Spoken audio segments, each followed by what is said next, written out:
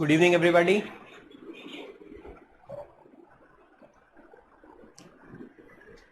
I hope everyone is doing great. Some news that I should share with you.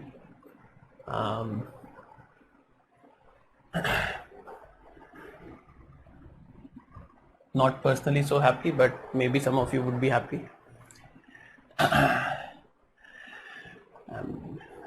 You know that you might have been told this, it might have been communicated to you that the manner in which we'll be conducting economics classes from now on would be that the subject has been divided into 3 parts.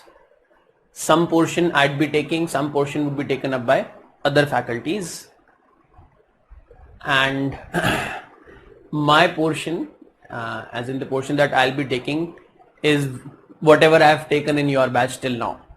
The basics of economics, including national income accounting, poverty, unemployment, monetary policy, banking. I think I'll also be taking up fiscal policy. I'm not so sure about that, but I think I'll be taking up fiscal policy also. So basic of economics, that is what I'll be taking. Monetary policy and banking, plus I think fiscal policy. I'm not so sure about it right now. Remaining portion of economics would be taken up by other faculties, which includes discussions on industry, agriculture, planning, external sector, exchange rates, balance of payments, current account and all those portions, all of this portion would be taken up by other faculties. I think some portion would be taken up by Piyush sir, some portion would be taken up by Sunil sir. Piyush sir, most of you would already know because he's the one who takes current affairs classes of economics. So I think all of you already know who Piyush is. And Sunil sir, I don't think so many of you would know. He's also teaching with Vision IAS, and since long, I think you would not, because he's taking regular batches. So I think you would not have come across him as of now. So anyway, so my journey with you is about to come to an end in few classes. If I take fiscal policy, then maybe 4 or 5 classes more, but otherwise probably this class. If I don't know, well, whether I'll be taking fiscal policy or not. Chalo. So we had started with a discussion on banking, then we moved on to health of banking system last time. And in health of banking system, we had started with our discussion on regulations on the lending aspects of banks. In the regulations on lending aspects of banks, we discussed Basel norms, Basel or Basel norms last time.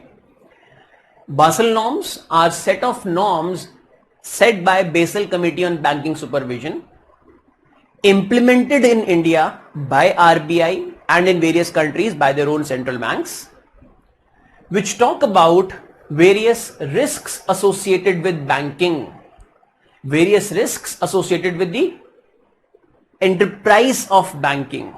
What are the various points which influence banking, which can lead to failure of the banking system or the financial system?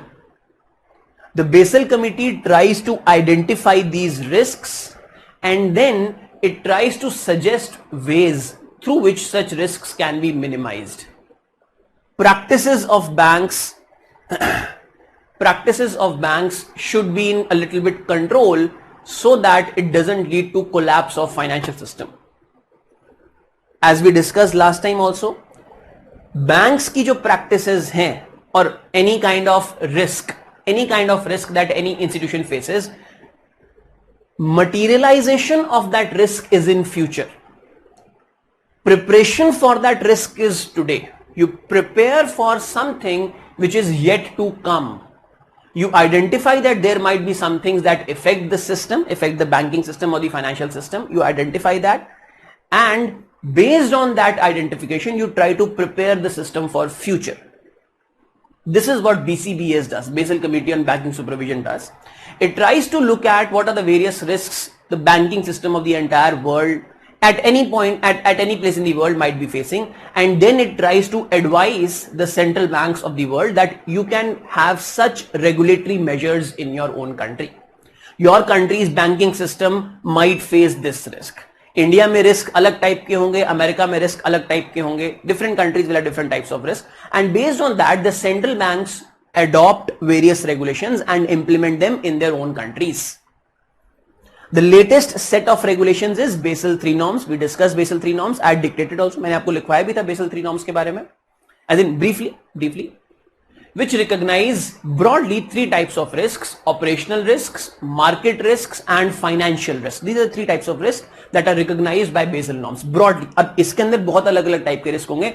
We don't have to go through these things. जो कोई MBA finance में कर रहा होगा, finance में MBA very specific, not in any other thing, अगर आप finance में एमबीए कर रहे होगे तब आपको ये चीज पढ़नी पड़ेगी.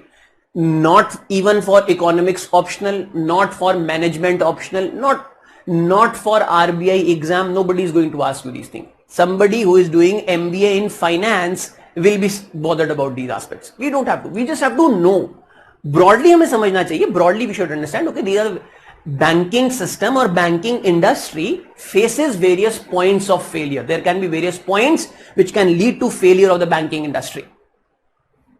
So these are the points which have been identified and such steps can be taken. Some steps can be taken to minimize risks, to minimize chances of failure in future. The two key aspects which we discussed last time with respect to lending were two key risk mitigating measures which Basel committee had recommended. RBI has adopted them as regulations for Indian banking system. We discussed two key measures and those two key measures were capital requirement of banks, and second was provisioning requirements. Capital requirements we had discussed, provisioning requirements हमको आज discuss करनी है. Today we will be discussing provisioning requirements. To briefly recap capital requirements में क्या था? Capital requirements were the amount of money. Capital क्या बताया? What was capital? I hope everybody remembers. We discussed three types of let's say, let me use this term loosely, money. तीन type के money हमने discuss किए थे. It's not three types of money. It's completely wrong. Money के different types, ये तीन type नहीं है, but three types of money which can be present with a person: liability, capital and assets. ठीक है, ये हमने डिस्कस किया था. Liability is something that you owe to somebody else. Asset is your money which is suppose to generate income for you, expected to generate money for you, more money for you, that is your asset. Expected to appreciate, earn interest, all those things, that is an asset. And capital is your own money, अपना पैसा, your own money. Capital requirements of banks said, RBI says that banks, Basel Committee on Banking Supervision recommends and RBI regulates Indian banking system to adopt that regulation. It says that banks must maintain a minimum amount of capital with them at all times. Banks must have some minimum amount of capital. मतलब क्या हुआ? Bank से पास some minimum amount of own funds. I'm just recapping what we did last time. Banks must have some minimum amount of their own funds at all times. अपना पैसा, depositor का पैसा नहीं, not depositor's money, own money, your own money. You must always have some of your own money. Own money is not depositor's money. Depositor's money is liability. Depositor's money is liability. Your own money is bank का अपना पैसा. Bank's own money. Banks must always have some amount of their own money at all times. What was this some amount of this money? This amount of money is 9% of their risk-weighted assets. 9% of their risk-weighted assets. Risk-weighted assets. I have not discussed till now the concept of risk-weighted assets. Simply अगर हम अभी के लिए इसको, जब हम provisioning पढ़ेंगे ना, तब हम रिस्क वेटेड एसेट समझ जाएंगे. When we study provisioning then we will be able to understand what risk weighted asset is. For now simply understand assets. Banks assets are banks loans. Let's say bank has lend a total amount of money of 1000 rupees. Bank ने 1000 रुपया total lend किया है. Total money lend. This is not total deposits with the bank. Last time मैंने 50 बार emphasise किया था, उसके बाद भी क्लास के लास्ट में किसी ने डाउट पूछा था कि बैंक के पास टोटल एनडीटीएल है, उसका इतना परसेंट रखना है. वहां पे कंफ्यूज नहीं होना है, please do not get confuse. NDTL was different, net demand and time. Liabilities are banks deposits, these are banks assets. Total amount of money which the bank has lent, bank ने कितना दे रखा है, loan पे कितना पैसा दे रखा है. Total amount of money which the bank has lent, 1000 rupees is the amount of money which bank has lent. Out of this total money, bank must maintain 9% CAR, capital adequacy ratio. That means 9% of this कितना हुआ, 90 rupees. 90 rupees is what bank must have in form of its own capital, its own money. Bank must always have 90 rupees of its own money if it has given total loans worth 1000 rupees. Over above this हमने capital conservation buffer भी discuss किया था. We discussed the concept of CCB plus capital conservation buffer. Over and above this 9%, you must also have 2% of CCB, capital conservation buffer. Capital conservation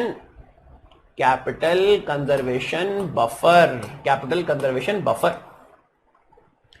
2%, 1000 का 2% कितना हुआ, 20 रुपए, plus 20 rupees. You must maintain a minimum amount of 90 rupees as capital, plus over and above that 20 rupees also should be there with you. ये 20 रुपए conservation buffer की. Buffer क्या होता है? Buffer is something which may change. Today your total lending is 1000, therefore 9% is 90 rupees. Tomorrow your total lending is 1200 rupees, therefore 9% is 108 rupees.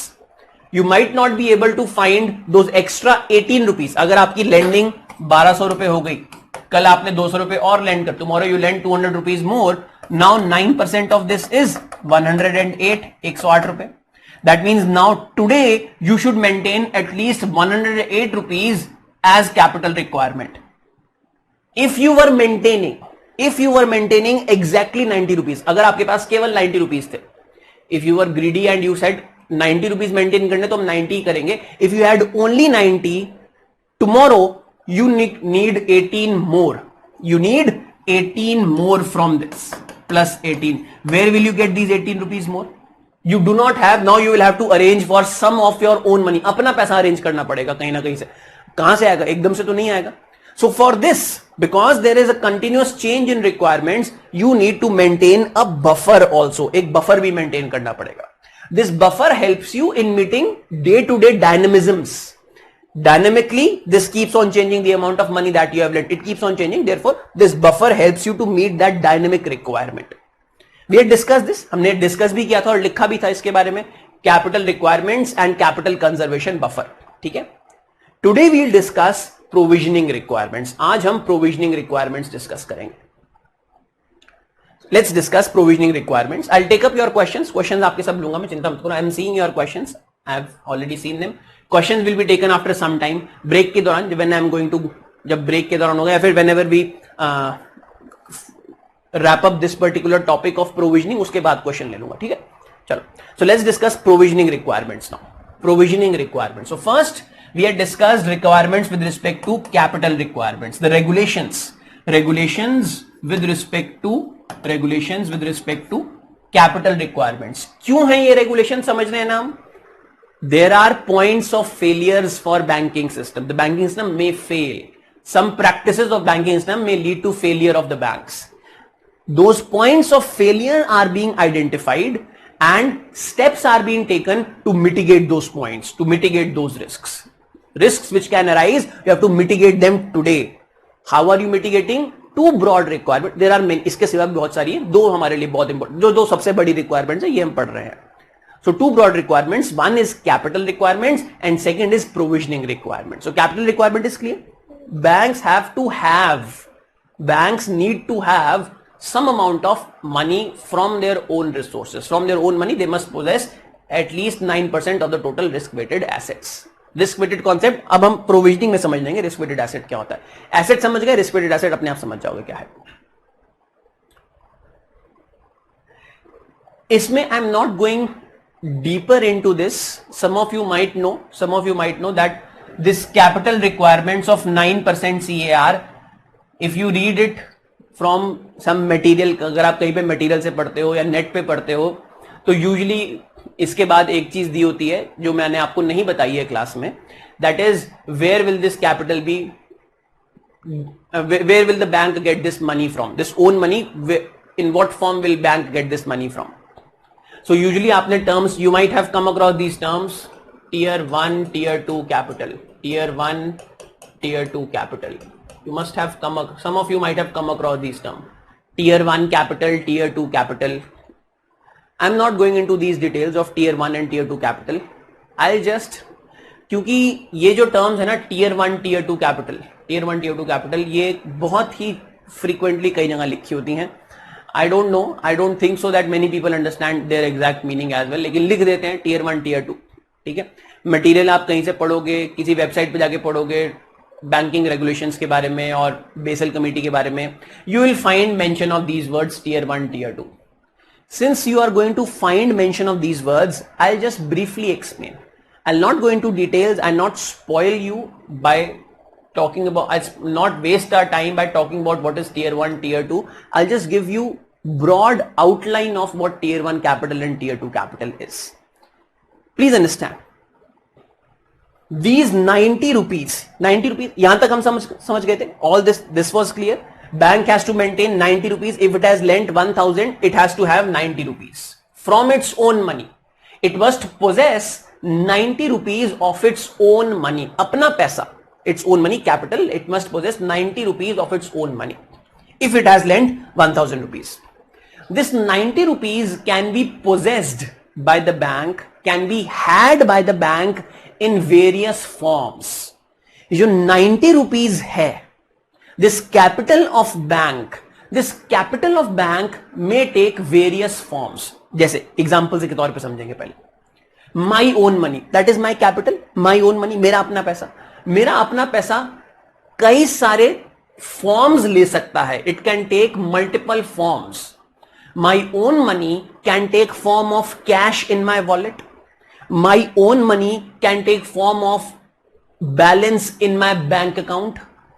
My own money can take form of my salary if I have a stable job.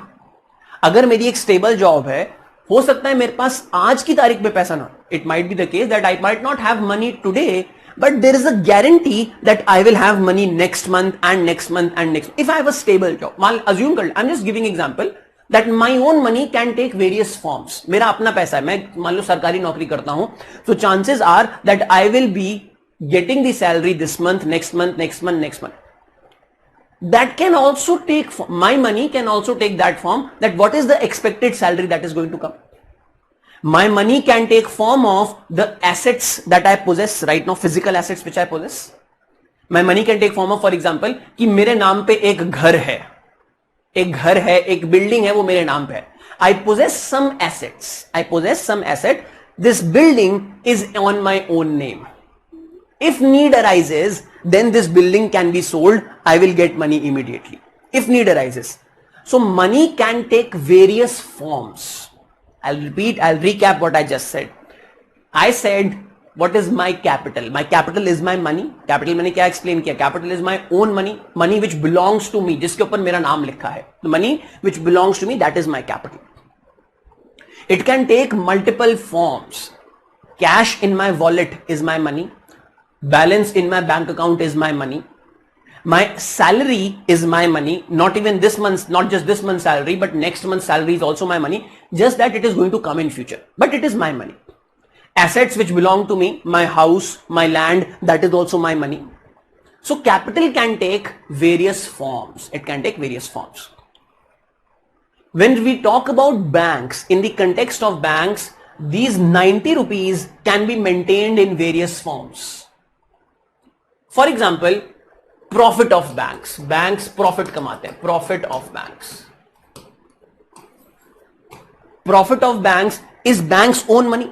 Bank ने depositor से deposit लिया और borrower को पैसा land किया. आई am giving 3% rate of interest to the depositor and I am charging 10% rate of interest from the borrower. After all my costs, let's say I make a total profit of 4%. whose money is this? ये जो 4% मैंने कमाया है, 4 rupees, let's say 4 rupees that the bank has earned, whose money is this? This is bank's own money.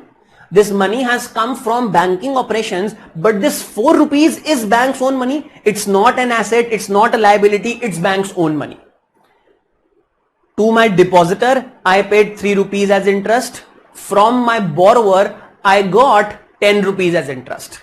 So 7 rupees becomes my profit. Let's say I have paid salaries to my staff of my बिजली का bill, पानी का bill, चाय का bill. Total मेरे पास 4 रुपए बचते हैं, 4 rupees. 4 rupees is my own money or not? So profits become example of something which can be used for meeting this requirement. Some part of your profit can be used to meet this requirement. One example of where money can come from, where this capital can come from. Another example of where this money can come from. Let's say, going back to our example of last class, Deepak Parekh is the owner of HDFC Bank. Or let's say Aditya Kalia is the owner of HDFC Bank. I am the owner of HDFC Bank. As an owner, I can give money to the bank. मेरा bank है, मेरी मर्जी में bank को कितना पैसा दूं. I am the owner. I am the owner of the bank. I am the entity that has set up the bank. I can give. It's my view. It's my wish. I can give as much money to the bank as I want. मैं देना चाहूंगा bank को money. अगर bank को, if bank needs money, I would like to give money to the bank. So I have given some money to the bank. When I have given some money to the bank, it becomes bank's own money. मैंने bank को पैसा दे दिया है, it becomes bank's money. So this 90 rupees can be made up from that money which I have given to the bank. Second example of where this 90 rupees can come from. Third example of where this 90 rupees can come from is somebody has lent money to the bank. ध्यान से सुनना. Please listen very carefully.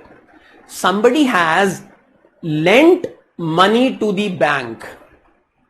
But the money which has been lent to the bank, please listen very carefully. अगर bank को कोई पैसा उधार देता है, if somebody gives money as a loan to bank, it is bank's liability. वो bank की liability होगा कि नहीं? I have given some money to HDFC Bank. I am not the owner. I have lent. मैंने bank को उधार दिया. Bank को उधार दिया है. I have lent money to the bank. When I lend money to the bank, it is bank's liability or not? Bank की capital तो नहीं है, it is bank's liability. But यहां तक क्लियर है ना? Money has been lent to the bank. Bank को पैसा उधार दिया है. A depositor let's say gives money to the bank. It's like depositor has lend money to the bank. Depositor ने मनी बैंक को लेंड किया है. In some special circumstance, in some special case, a person में land money to the bank, but the terms and conditions of that lending can be such that I give lot of freedom to the bank to use that money. जब depositor bank को पैसा दे रहा है, depositor bank को complete freedom नहीं दे रहा है. Depositor is not giving complete freedom to the bank that you can use my money in whatever way you want. Depositor says I am giving money to you. Every month you will pay me a rate of interest, or every year you will pay me some rate of interest. My principal that I have lent, that the amount that I have deposited in you must be paid back to me with interest every year. तो depositor तो इन strict conditions पे पैसा देता है. लेकिन कोई ऐसा भी, there might be some person who might give money to the bank on very relaxed terms and conditions, on terms and conditions which allow the bank to use the money just like it was bank's own money. कोई हो सकता है, there can be some person who gives money to the bank in such a manner, under such terms and conditions, that the money which has been lent to the bank, money तो lend ही किया है bank को, but the money which has been lent to the bank is as good as bank's own money. Bank will have to return this money. ऐसा नहीं है कि bank का, मैंने बैंक को चैरिटी में दे दिया, ऐसा नहीं है. I have lent money to the bank, लेकिन टर्म्स एंड कंडीशंस ऐसी हो सकती हैं. There can be some terms and conditions which allow the bank to use that money as its own money or as its capital. इस type के debt को, this is a debt, I have given a debt to the bank, such debt is called as subordinate debt. Subordinate debt, subordinate debt, इसको हम बोलते हैं subordinate date.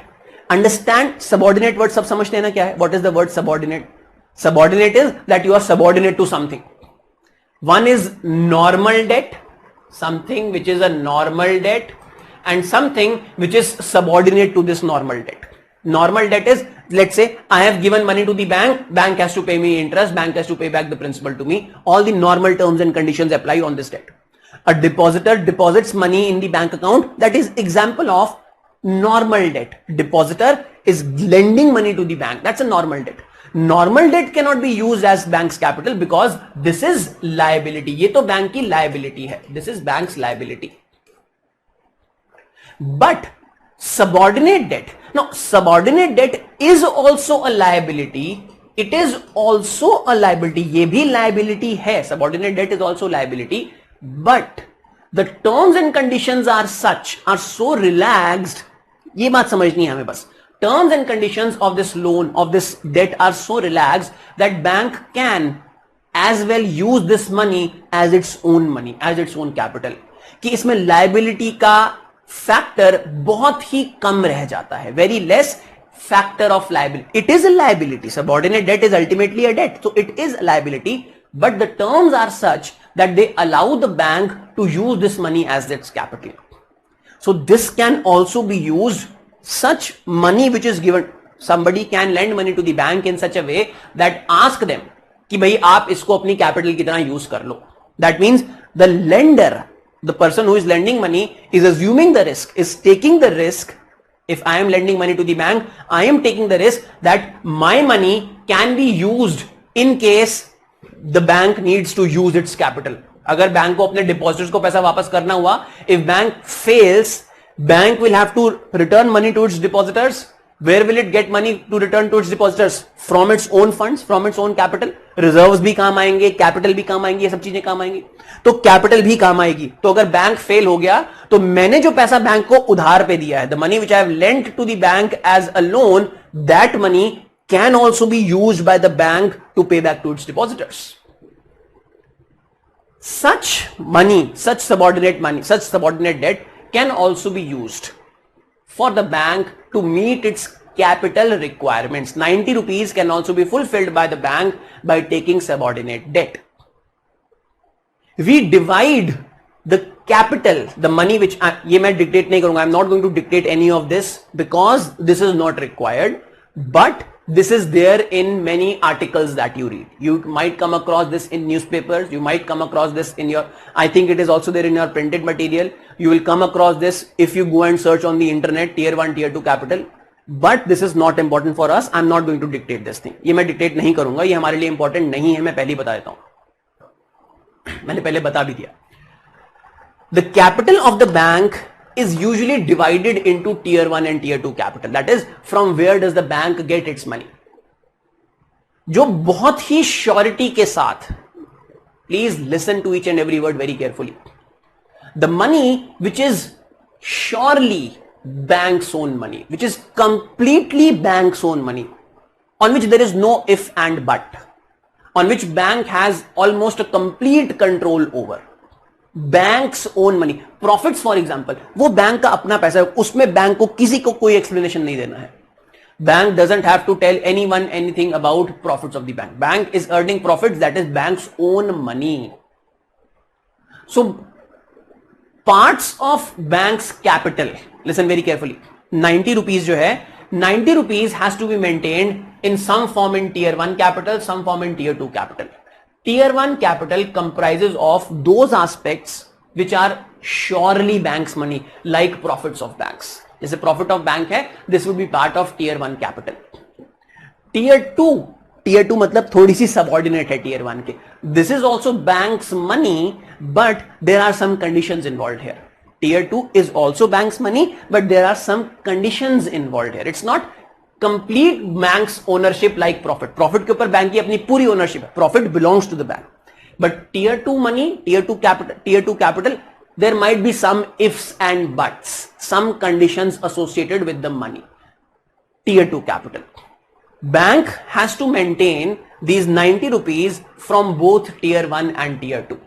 थोड़ा सा tier 1 से, थोड़ा सा tier 2 से. परसेंटेजेस हमको जानने की जरूरत नहीं है कि tier 1 से 50% है, tier 2 से 50 है, tier 1 से 60 है, tier 2 से 40 है. We don't have to go into percentages. Total amount of money that bank has to keep with itself, its own money, is 90. Number one. This 90 rupees can be maintained from tier 1 and tier 2 capital both. Tier 1 capital comprises of those sources of capital which are more sure, which are surely bank's own money. Tier 2 capital comprises of those sources which are also bank's money, but there are some conditions attached to that. Some conditions, some ifs and buts attached to that. That is tier 2 capital. ठीक है? Tier 1, tier 2 capital. As I said, ये dictate मैं नहीं करूंगा. I am not going to dictate this. इससे पहले वाला part I have dictated completely. This part I will not dictate because, as I said, this is not for our civil services examination. ये civil service examination के लिए नहीं है. I don't know why do people write this when they explain Basel committee norms. It's very difficult to understand, to differentiate between tier 1, tier 2 capital. It's quite confusing for students most of the times, tier 1, tier 2 capital. I have tried to explain it to you in a manner that it's easy to grasp, easy to understand, in a very easy language. I have tried to explain it to you in an easy language. लेकिन अगर आप कभी net पे पढ़ोगे ना किसी भी article में इसके बारे में, तो they will give you very complex, difficult explanations. So this is about tier 1, tier 2 capital. So this was about capital requirements, the first regulation that the RBI has pertaining to Basel committee norms. The second regulation that RBI has is pertaining to provisioning. Let me discuss what provisioning is. Provisioning discuss करते हैं. Basically आज की class अभी start हो रही है. Provisioning.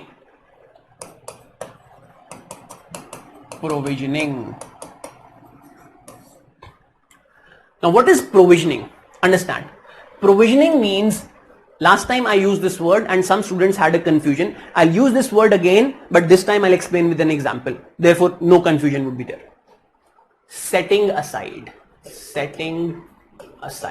इसका मतलब है provision करना. To provision for something. You have to provision for something. You have to provision for ration of your house for this month. Provision करना मतलब you have 10 kg of rice at your house. You know that rice is not going to be available for next 1 month. एक महीने के लिए आपके पास चावल नहीं है. You will not have rice for next 1 month. Markets are closed or COVID is happening, anything. Now you have to ration the available amount of rice with you for next 1 month. How will you ration that rice? How will you provision that rice? What you will do is you will set aside some small amount for each day.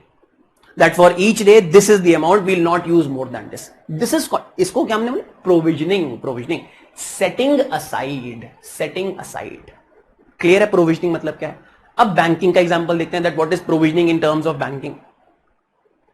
Provisioning in terms of banking is first simple and then we'll move to a little bit more complex, not complex but more detailed aspect, simple aspect. Provisioning, setting aside, this should be clear to everybody that what provisioning is. Provisioning in terms of, if in the context of banking, is that when a bank, this I am going to dictate, please don't write anything, I'll dictate all of ये मैं पूरा dictate करूंगा, चिंता मत करो. When a bank lends money, listen very carefully. When a bank lends money to someone, say P1, some part or proportion, please do not write, I'll dictate, do not worry, I'll dictate. Some part or some proportion of the lent amount has to be set aside from bank's own capital, as in bank's own funds. Bank's own capital तो repetitive हो जाएगा, bank's capital as in bank's own funds. समझ में आ गया है? Very easy, very very easy. I'll read it and then I'll explain with example. When a bank lends money to somebody, bank has lent money to some person. What was there in capital requirement? Total amount of lending. What was there in capital requirement? Bank has lent 1000 rupees in total.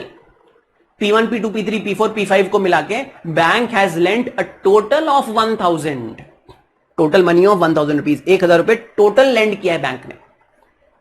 उस total का 9% of that total amount is being set aside by bank in form of capital, is being maintained by bank in form of capital. कि इतनी capital bank के पास होनी चाहिए. Bank must have this much capital. Number one. यहां पे हम क्या बात कर रहे हैं? Provisioning. We are talking about provisioning. Provisioning क्या है? When bank lends money to someone, 1000 rupees was total lending. Now bank has lent to P6. Let's say P6, bank has lent 200 rupees. Bank has lent 200 rupees to P6. 200 रुपए P6 को land किए हैं. When bank lends money to someone, some proportion of the lent amount, 200 रुपए का कुछ proportion, some proportion of the lent amount has to be set aside from bank's capital.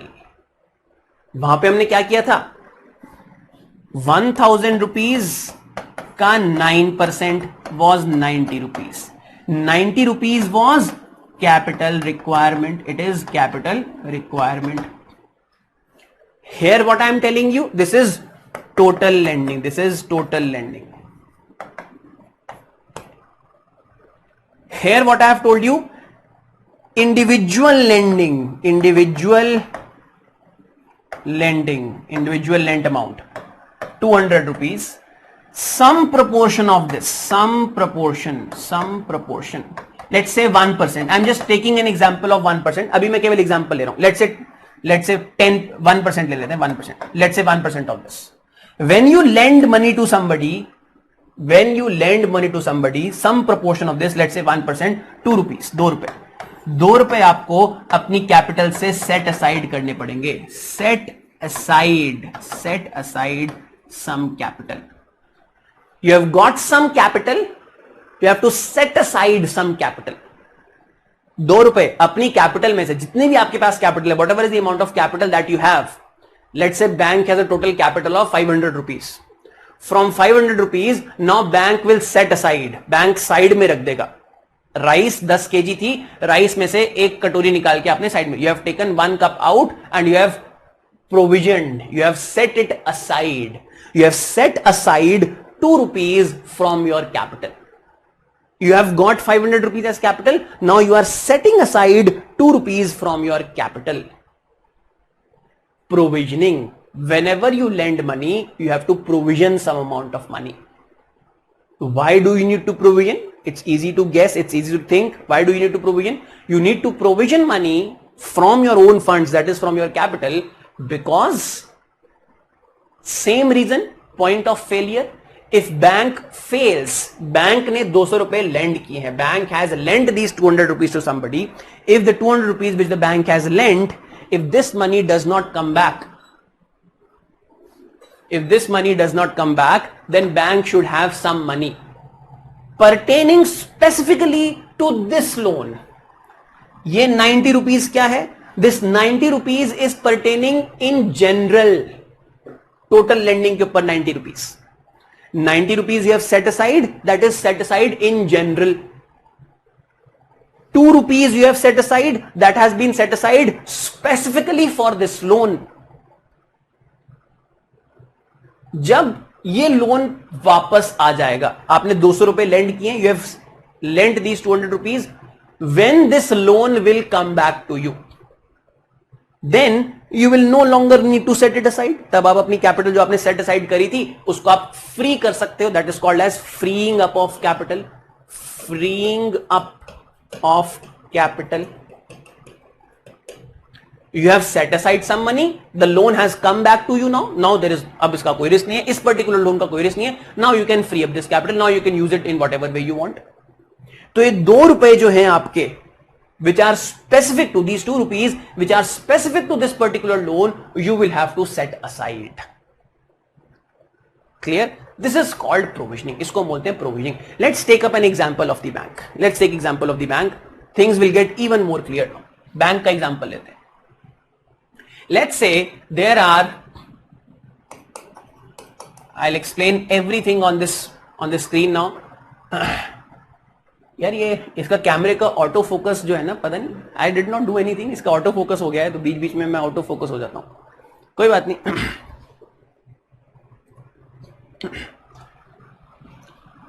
I'll explain everything on the screen so that now it becomes more clear to you whatever we have discussed with respect to banking. Let's say total deposits with the bank, total deposits with the bank, ऊपर तो नहीं है, I think it should be clear, with the bank is equals to 1000 rupees. Total deposits with the bank are 1000 rupees. ठीक है, number 1. Number 2, capital available with the bank. Capital available, capital का मतलब क्या था? Bank's own money. Capital available with the bank is, let's say, 500 rupees. 500 rupees is the amount of capital available with the bank. ठीक है, total deposits 1000, 500 rupees is the capital available. Out of these total deposits, lendable कितने हैं? Lendable 4% is CRR and let's say 21%, क्योंकि 25 हो जाएगा दोनों का मिला के, so it's 18% SLR, but I'm just using 21% as example. 21% is SLR, therefore 25% of your deposits are non-lendable. You cannot lend these. 4% you have to maintain as CRR, 21% you have to maintain as SLR, so 25% of your deposits are non-lendable. How much is lendable? Lendable is 750 rupees. 750 रुपए are lendable deposits. 1000 rupees is total deposits, 4% CRR, 21% SLR, remaining 75%, 750 rupees is lendable deposits. Number 1. Capital available with the bank is, let's say, 500 rupees. ठीक है? Next, lending by the bank. Let's say lending by the bank. Let's have a look at lending by the bank. Let's say bank lends to 3 people. Bank ने 3 लोगों को lend किया है, P1, P2, P3. Total lending is equals to, let's say, 1000 rupees. 750 from your deposits and 250 you have arranged from somewhere.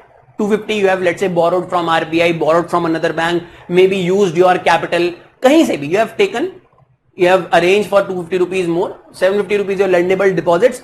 Total amount of money that you have lent is 1000. Person 1 को you have lent 400 rupees. Person 2 को you have lent 300. Person 3 को you have lent 300. Let's say these are 3 people to whom you have lent money. 3 people to whom you have lent money. Lent amount. This is your amount lent. ये amount lent लिखा है. It might not be very clear, but amount lent.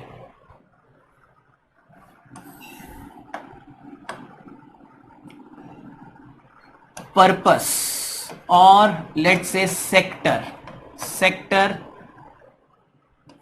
to which P1, P2, P3 belong to.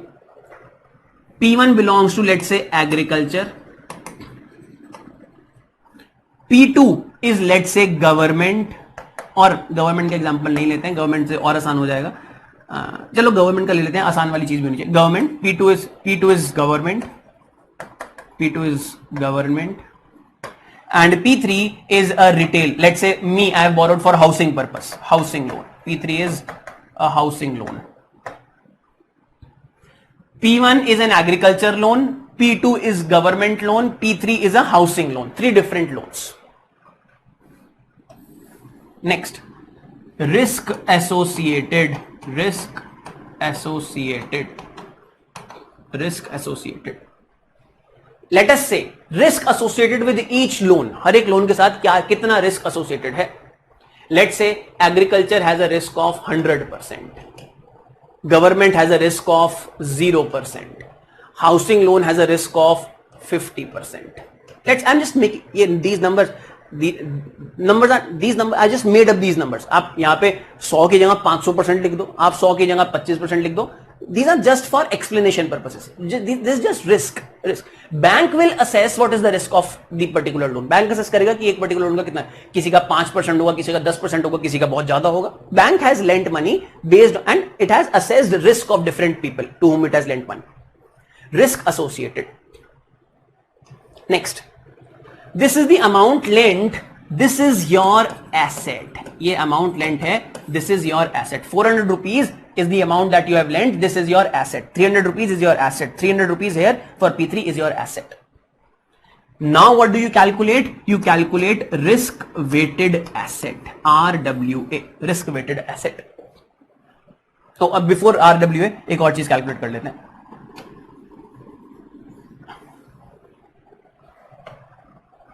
Provisioning and RWA, risk weighted asset, risk weighted asset, risk weighted asset, RWA. Provisioning. The provisioning norms for each type of loan are laid down by RBI.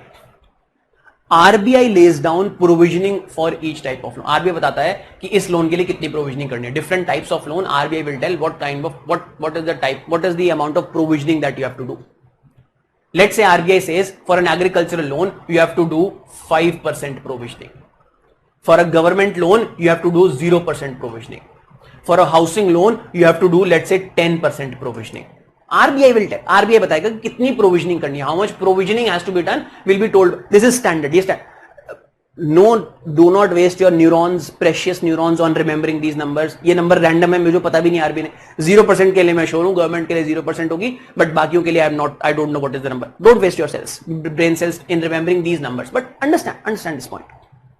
Provisioning, RBI says that you have to provision 5%, provision 0%, provision 10%. How much amount of money you have given here? 400 rupees. 400 rupees का 5%. 5% of 400 rupees कितना हुआ? 20 rupees. 20 rupees. 0% of whatever amount, 0 rupees. 10% of 300 rupees, 30 rupees. 30 rupees. 20 rupees you have to provision for this loan. 0 rupees you have to provision for this loan. 30 rupees you have to provision for this loan. Provision matlab you have to set aside this much amount of money from your capital. Next, calculate RWA, risk weighted asset. Risk is 100%, asset is 400. So 400 का 100% कितना हुआ? 400 is your risk weighted asset for agricultural loan. Government को 0% है, 0% 300 becomes 0. 50% for this housing loan, 300 का 50% becomes risk weighted asset. This is your asset, this is your asset, this is your risk. Risk weighted asset becomes 150 rupees, 150 रुपए. The total provisioning that you have to do is 20 plus 30, that is 50 rupees. Total risk weighted asset is 400 plus 150, that is 550 rupees. 550 rupees is your total risk weighted asset. Capital requirements. Let me write now capital requirements. Capital requirement. 1. First capital requirement is that you must have 9% of CAR. That is 9% of 550 rupees. Your risk weighted asset. Risk weighted asset is 550, 550. 9% of this much you should maintain in form of capital. Point number 1 जो हमने discuss किया. So 9% of, let me use 10% use कर लूं. 10%. Let me use 10% for easiness of calculation. Let me use 10% here. I am using 10% for making the calculations easy. It's 9%. I hope all of you know this. 10% of 550, it becomes 55 rupees. 55 rupees आपको set aside. You have to set aside 55 rupees as 9% of your total risk weighted asset. Provisioning, the capital requirement in form of provisioning. Provisioning की requirement कितनी है? Provisioning की requirement is 20 rupees for one loan plus 0 rupees for another loan plus 30 rupees for the other loan is equals to 20 plus 30, 50 rupees. 50 rupees you have to set aside in form of provisioning for these loans. 55 rupees, 55 rupees is 10%, is CAR, assuming CAR to be 10%, capital to risk weighted asset ratio or capital adequacy ratio, assuming it to be 10%. 550 rupees is your total risk weighted asset. 10% of 550 becomes 55 plus provisioning. Second part, provisioning. You have to provision 20 rupees. 5% of this provisioning is RBI has laid down this number. ये number RBI ने बताया, ये number RBI ने बताया, ये number RBI ने बताया. RBI tells how much amount you have to provision for each specific loan or each type of loan. RBI says, I'm just making this just an example. RBI says that whatever be the amount of agricultural loan, you have to provision 5% for that. Whatever be the amount of government loan, you have to provision 0% for that.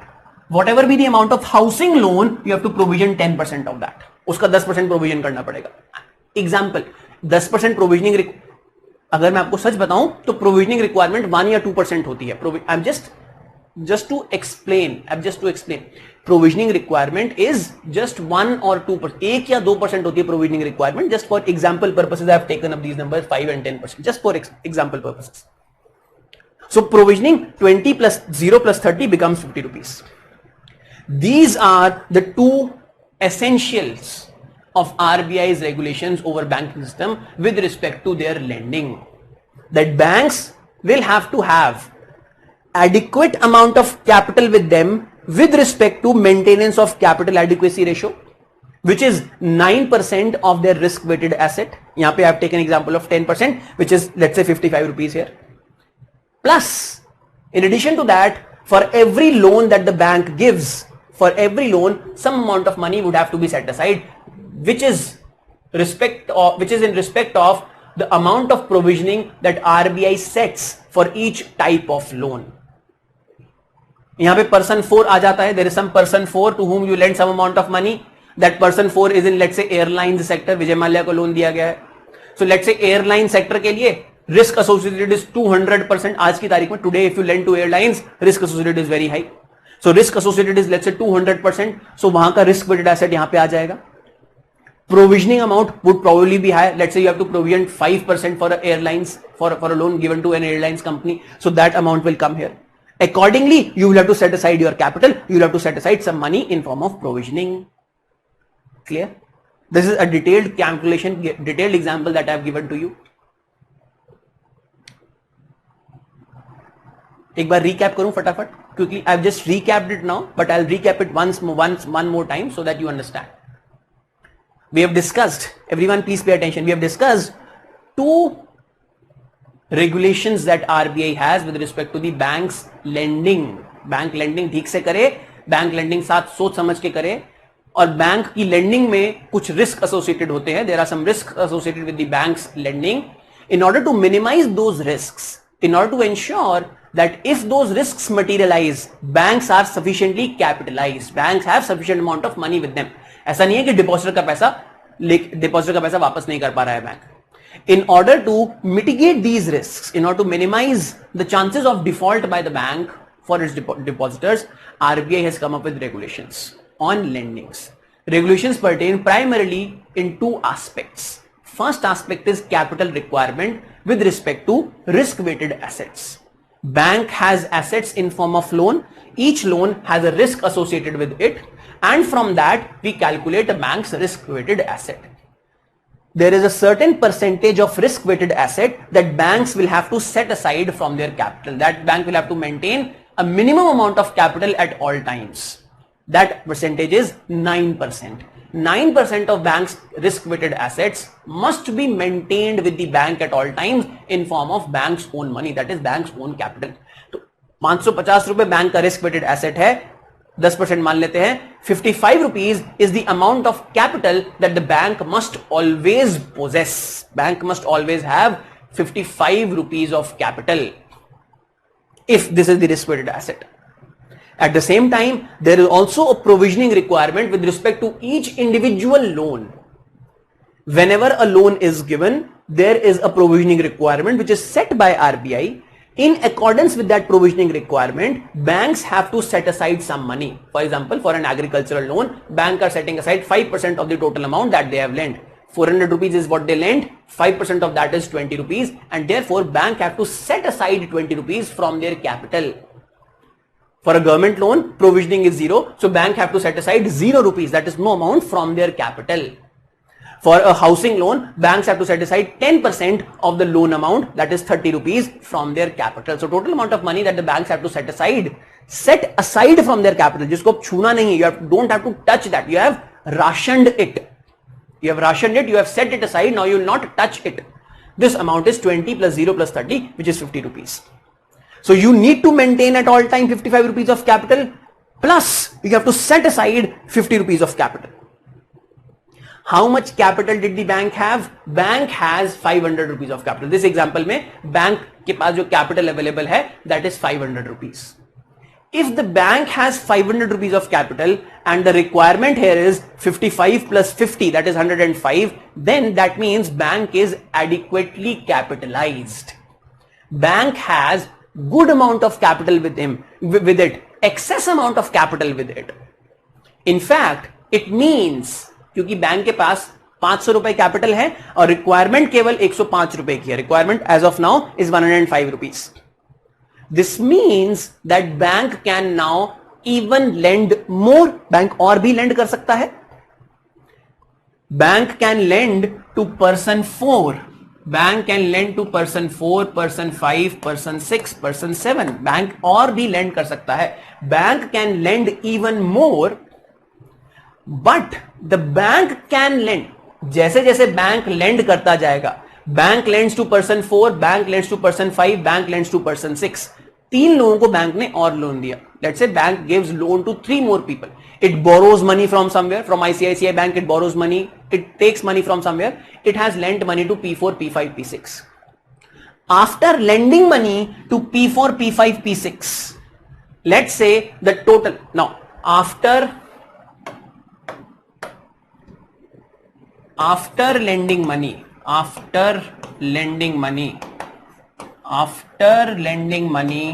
to P4, P5, P6 also, risk weighted assets of bank become 2000 rupees, and therefore 10% of RWA, that is the capital adequacy requirement, becomes 200 rupees. 200 रुपए हो गई bank की capital adequacy requirement. 200 rupees of capital the bank must possess with itself. First. Second, after lending to P4, P5, P6, then provisioning of bank, provisioning requirement of bank, it increases to 300 rupees. 300 रुपए हो गई provisioning. The amount that has been provisioned, that has been set aside from your capital, the amount that has been set aside from your capital is 300 rupees.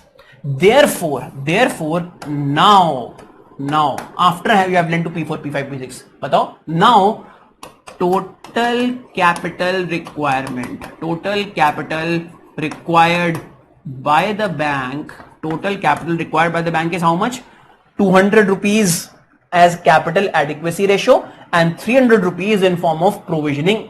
Total capital required कितनी हो गई? 200 plus 300 is equals to 500, 500 rupees.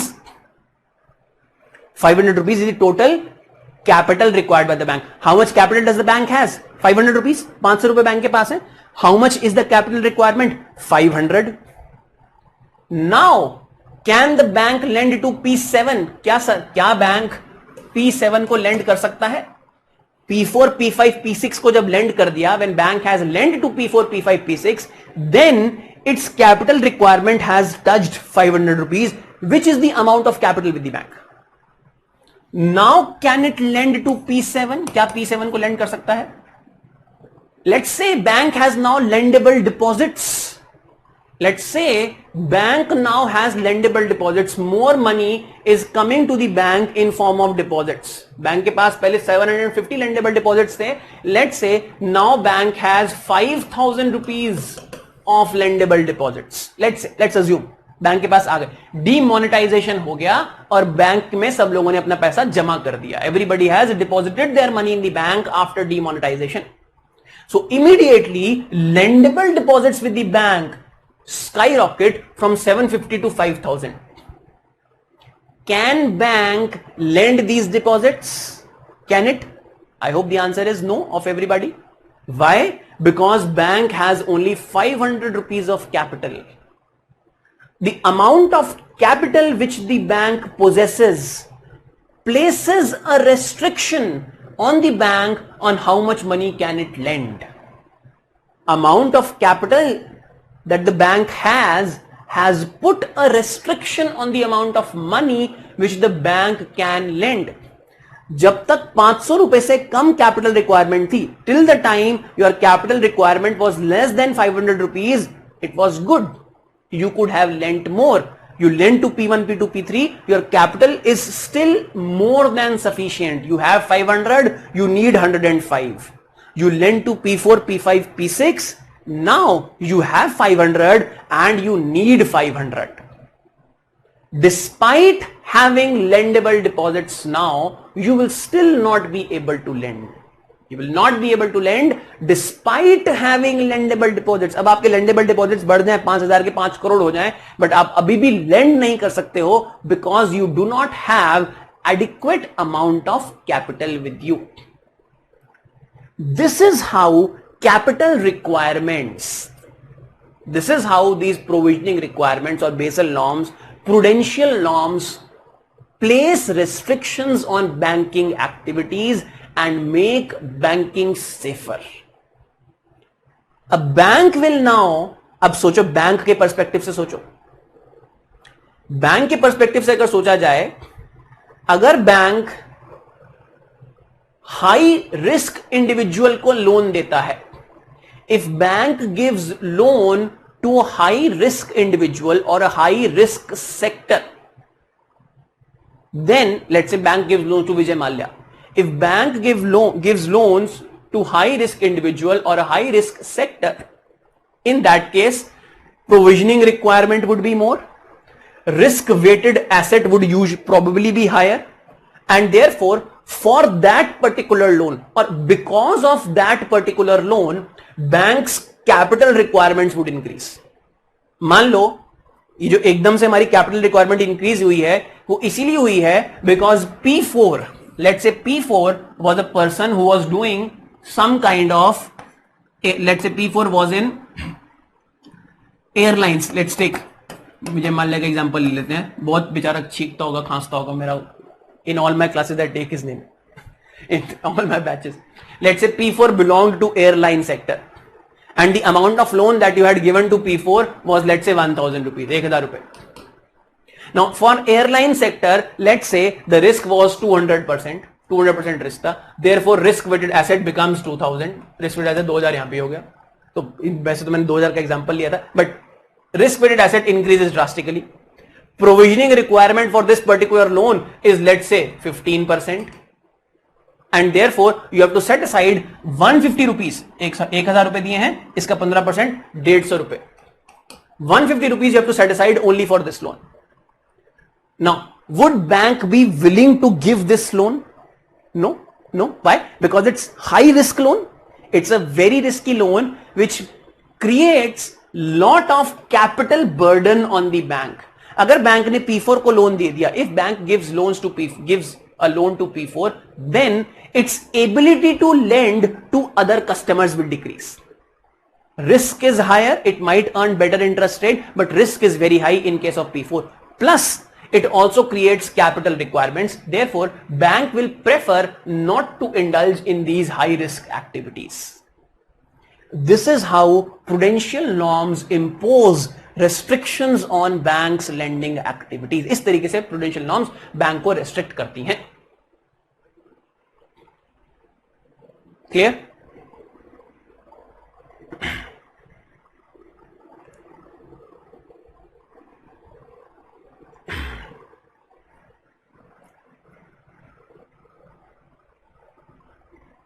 With this, let's also quickly understand what NPAs are.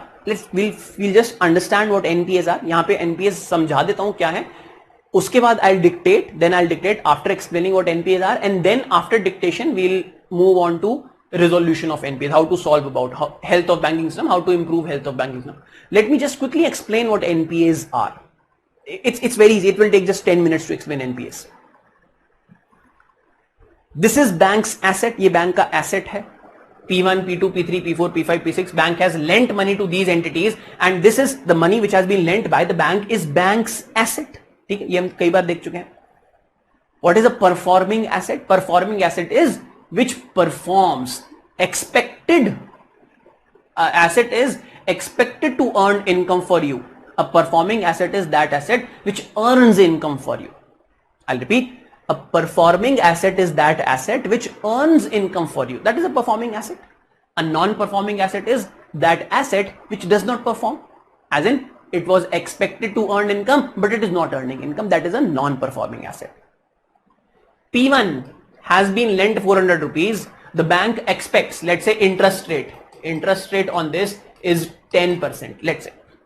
The bank expects that the person to whom this money has been given will be paying back interest and principal slowly and steadily. मान लेते हैं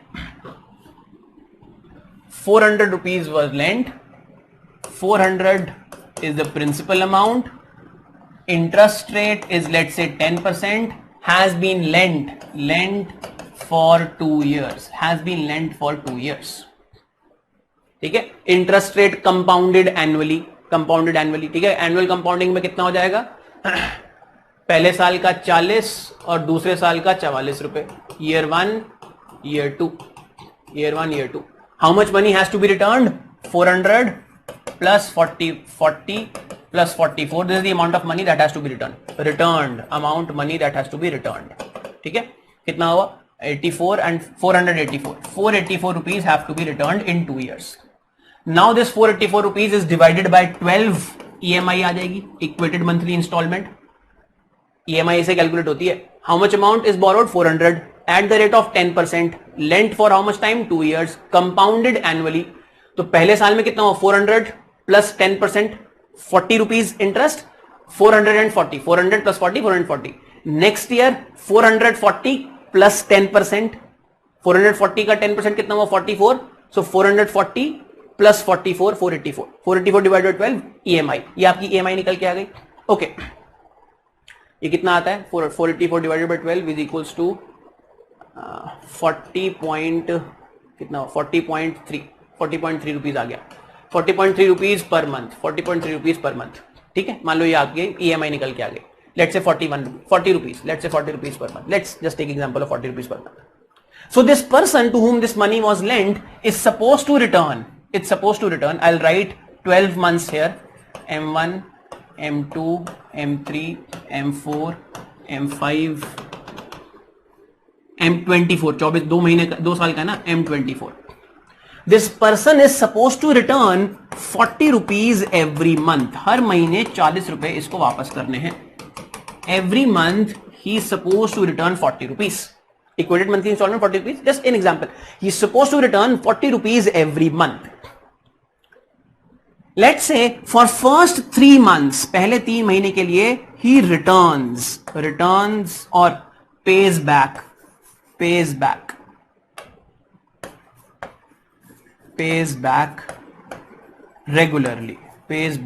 regularly.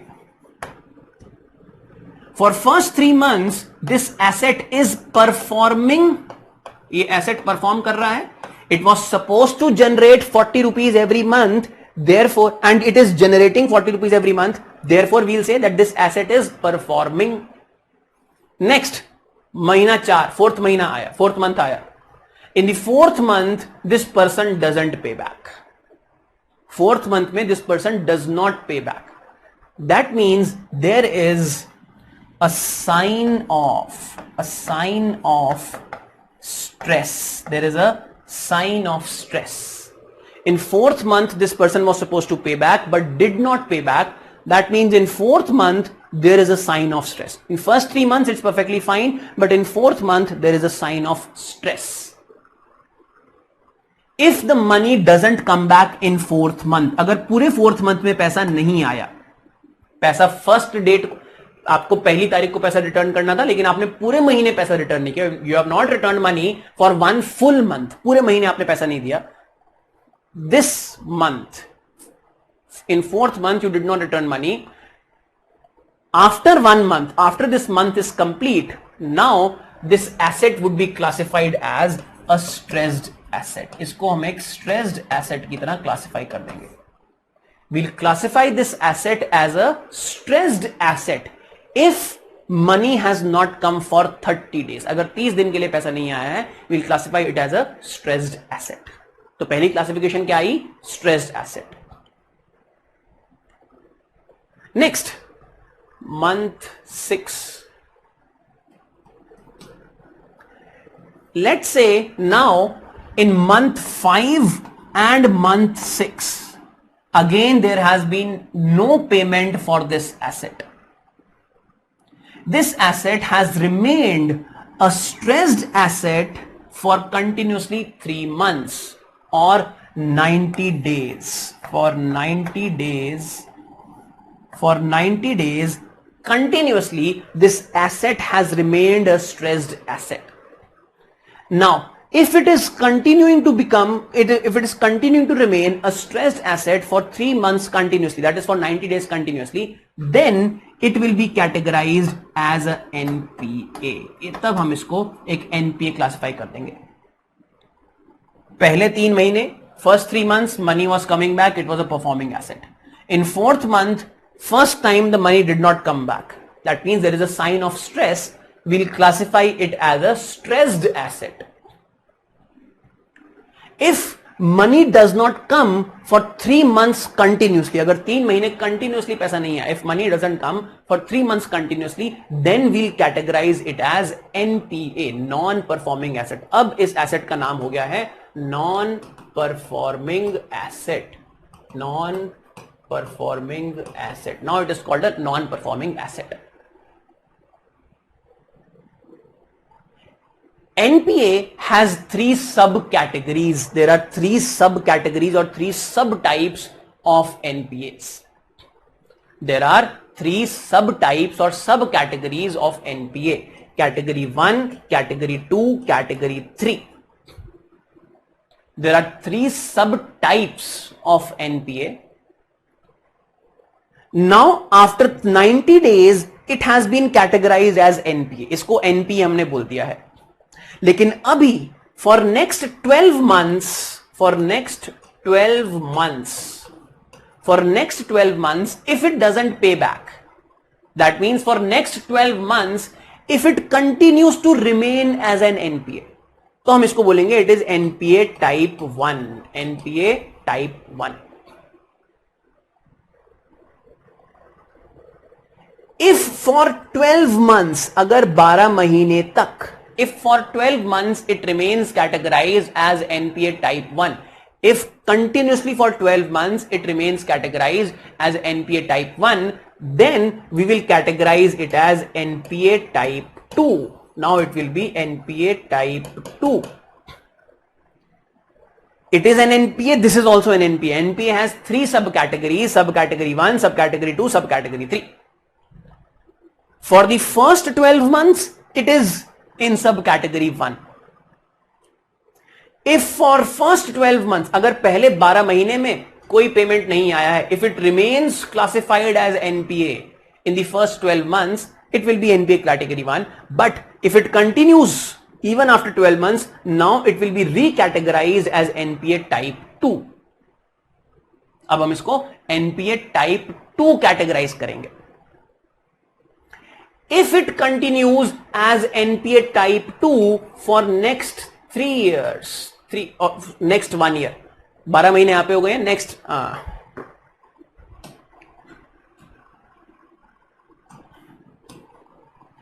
next 2 years, that means in total for 3 years, 12 महीने यहां पे, 1 year यहां पे, and in total for 3 years, in total for 3 years, if it remains categorized as an NPA for 3 years or as an NPA type 2 for 2 years, continuously अब 2 साल के लिए it is categorized as NPA type 2, then it may be categorized,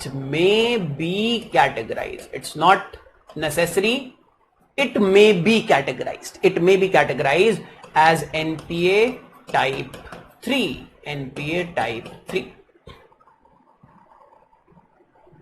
If it remains NPA for 12 months, NPA type 1. NPA type 1 is called a substandard asset. NPA type 1 is called a substandard asset. NPA type 2 is called a doubtful asset. NPA type 3 is called a loss asset. अगर पहले 12 महीने तक for first 12 months it remains categorized as NPA, we'll say that it is a substandard type of NPA. NPA type 1, it is substandard NPA or substandard asset. Words should be clear, should clarify their meanings themselves. If it remains classified as NPA for 2 years more, that is for total 3 years, for 2 years more after it has become substandard था और substandard के बाद 1 साल तक लगातार substandard रहा है, then it will be classified as doubtful. और जब 2 साल तक doubtful रहा है, या मतलब कि 3 साल तक NPA रहा है, 2 साल तक doubtful या 3 साल तक NPA, for 3 years NPA or equivalent to saying 2 years के लिए doubtful, then it may be categorized as loss assets. Then it may be categorized as asset, उसको हम बोलेंगे it may be categorized as asset called as a loss asset. NPA of type 3, loss assets. There are 3 types of NPA: substandard, doubtful and loss. Substandard is when an NPA, when a loan becomes NPA, when an asset becomes NPA for the first time, by default it becomes substandard type of asset, substandard NPA. When it remains in NPA for 12 months continuously, then after that it will become a doubtful NPA. If it remains as a doubtful NPA for 2 years continuously, that is 24 months, then it will become loss. Then it may be categorized as a loss NPA or loss asset. Whenever some asset is categorized as stressed, जब सबसे पहले उसको stressed categorize करते हैं, when we categorize it as stressed, then the bank gets a signal that this asset may not be able to pay back. ये asset हो सकता है pay back नहीं कर पाए. When an asset is categorized as NPA, जब NPA categorize कर दिया गया, when an asset is categorized as NPA, then its provisioning requirement increases.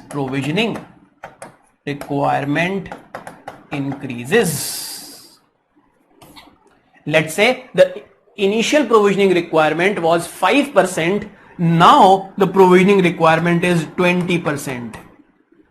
आपने 100 रुपए लोन पे दे रखे थे, earlier you had set aside 5 rupees from your own capital provisioning, now you have to set aside 20 rupees. Once it has been categorized as NPA, provisioning requirement increases. When it is categorized as doubtful, जैसे ही 12 महीने complete हुए अब doubtful हुआ, then provisioning requirement, as you can guess, increases further. ये examples हैं कि 20%, 5% provisioning requirement increases further. Usually it increases to about 50 to 75%. When an asset becomes doubtful, now provisioning requirement has increased to 50 to 75%. You have lent 100 rupees, you have to set aside from your own capital. 100 रुपए जो loan दिए थे 100 रुपए वो किसके थे? Depositor के थे. Those 100 rupees that you lent were depositors' money. Now you have to set aside 50 rupees or 75 rupees from your own money because the money which you lent is not coming back, or chances of it coming back have reduced drastically because now it has become a doubtful asset. So you increase provisioning drastically. For a collateralized loan or a secured loan, जो secured मतलब जिसके पीछे security है, housing loan है, मैंने housing की EMI वापस नहीं करी, I have not paid back my housing loan. In that case, provisioning requirement will be less. For a non-secured loan, provisioning requirement is usually 100%. जो non-secured loan है, loan which is non-secured, for that loan, provisioning requirement is usually 100%. For a secured loan, provisioning requirement is usually less, but for a non-secured, when it becomes NPA, whenever it becomes NPA, provisioning requirement increases drastically. Now, if more and more assets of bank are becoming NPAs. If more and more assets of bank are turning into NPAs, what will happen? More provisioning requirements. Many loans are unsecured. Loan becomes doubtful से loss पे आते तो हमेशा ही 100% हो जाएगी आप. Loss अगर asset आपका recognize हो गया, that means for 2 years money has not come back. 2 years it is doubtful. Now you should forget about that particular loan. You have now categorized it as a loss. Now the amount of provisioning is 100%. If more and more assets of banks become NPA, then there would be more and more capital requirements for the bank. They will have to set aside more and more amount of money from their capital. And if they have to set aside more and more money from their capital, that means they will not be able to lend even if they have lendable deposits or not. If provisioning requirements increase, capital requirements increase because a loan has become NPA. अब इसी loan पे पहले आपने 20 रुपए set aside कर रखे थे. You have lent out money 400 rupees. Earlier you set aside 20 rupees. Now it has become a doubtful asset. Now you have to set aside 400 rupees. 400 रुपए set aside करने पड़ेंगे for this loan. If it becomes NPA, you have to set aside 400 rupees pertaining to this particular loan. And therefore, your capital requirement will increase drastically just because of this loan, just because this loan did not pay back. And now you will neither be able to lend to P4, P5, P6. पहले तो P7 को नहीं lend कर पा रहे थे, अब आप P4, P5, P6 को भी lend नहीं कर पाओगे. Or if you have already lent to them, then you will be short of capital. You will be not fulfilling the regulatory requirement. अब RBI आपके ऊपर penalty लगाएगा, आपको आपके operations को RBI will now restrict your operations because you do not have adequate amount of capital with you. You will not be able to do business. People will panic. RBI will have to control that situation. RBI will not step in to manage you if you do not have adequate amount of capital. This is about NPAs and capital adequacy. We'll talk about after I dictate. उसके बाद हम बात करेंगे. Then we'll talk about correcting the problem of NPAs or the health of banking system. Then we'll talk about this. Please write down. Please start writing. Let me dictate. Last time जो लिखा था उसके बाद आगे अब लिखना start करो. Please start writing everybody.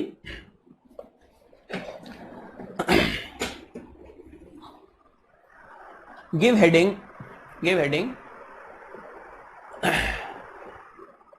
एक मिनट में देख लूं कि कुछ लिखवाना तो नहीं रह गया अगर आप में से किसी ने बोला था.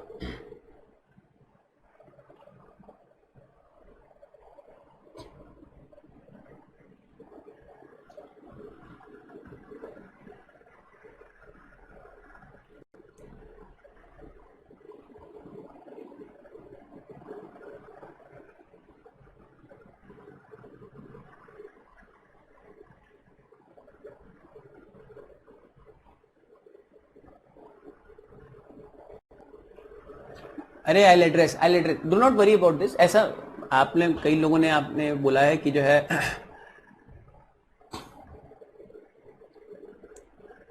I'll address this with respect to faculty. मैं आपका ये डाउट आपका एड्रेस करता हूँ, चिंता मत करो. It's not cheating. I'll address. Do not worry. पहले मैं अरे नहीं यार, पहले मैं आपका क्वेश्चन देख लूँ. If there is any question that you are asking.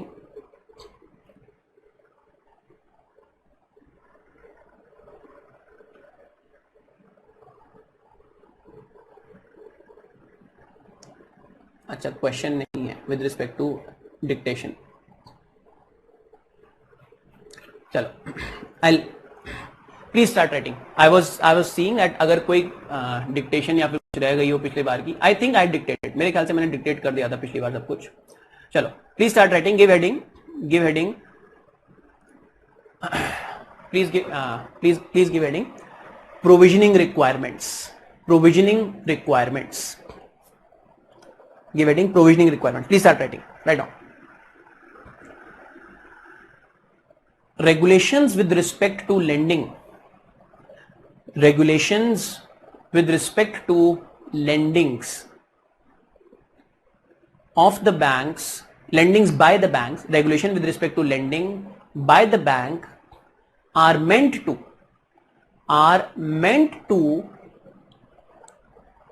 enable the banks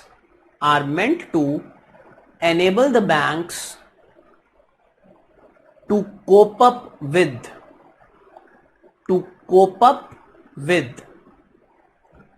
possible failures, which may arise in their operations.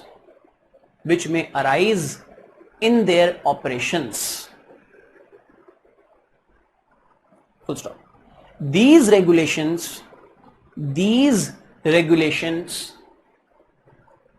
try to address the risks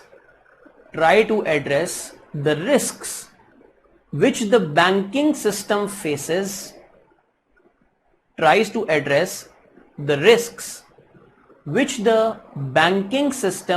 faces. In their lending activities. Full stop. The uncertainties of economy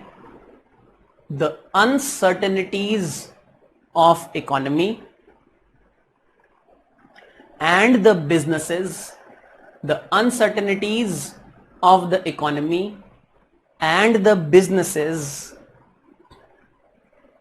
make it riskier for the banks to lend money which does not belong to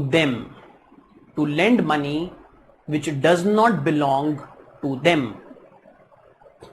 bracket में, that is depositors money.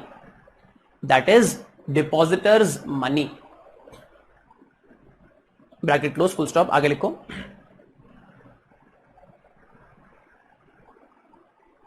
The banks earn more interest. On the lendings if they are riskier. Full stop. Ultimately, it is the depositor's money.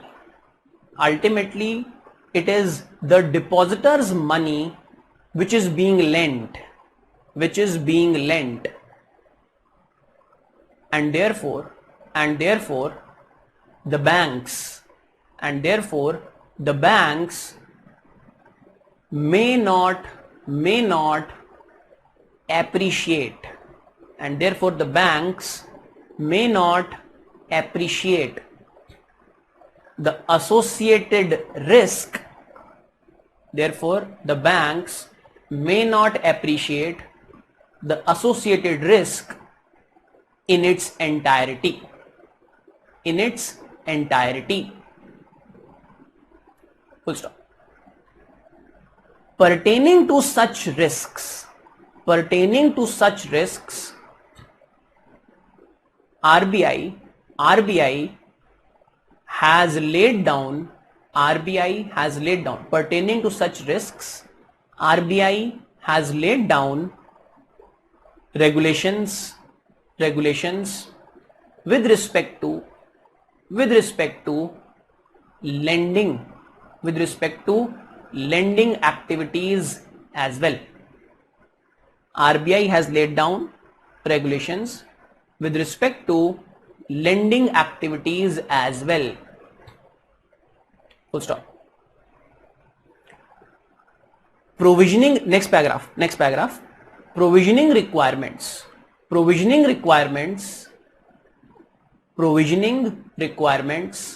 pertain to setting aside some amount of capital, some amount of money. Provisioning requirements pertain to setting aside some amount of money, from bank's capital,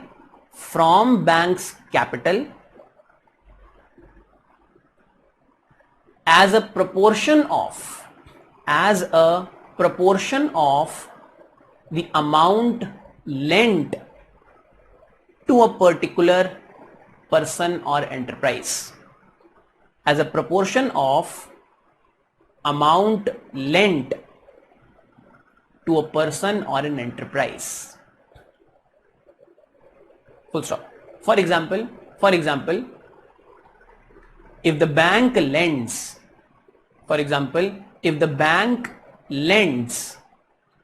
100 rupees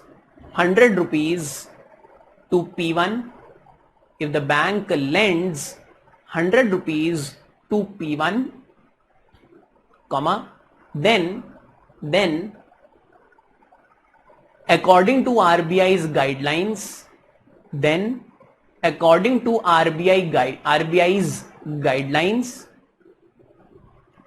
if the provisioning requirement is 5%,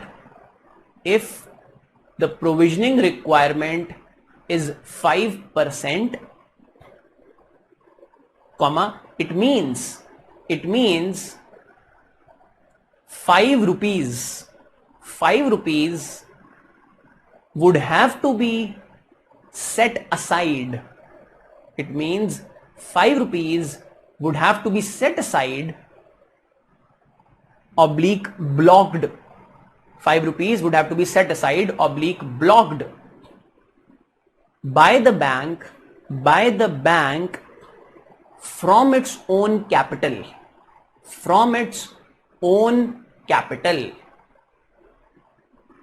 That is these 5 rupees. These 5 rupees cannot be used. These 5 rupees cannot be used for any other purpose.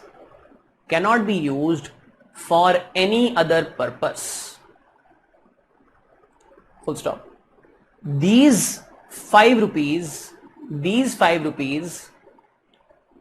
that is the provisioning amount, that is the provisioned amount. These 5 rupees, that is the provisioned amount, signify these 5 rupees, that is the provisioned amount, signify that for every 100 rupees,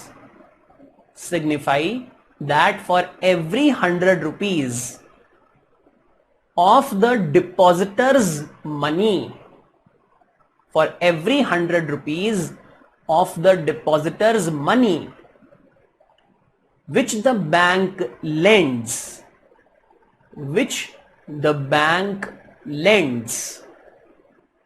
comma, it sets aside 5 rupees, of its own money. It sets aside 5 rupees of its own money. Bracket में that is capital.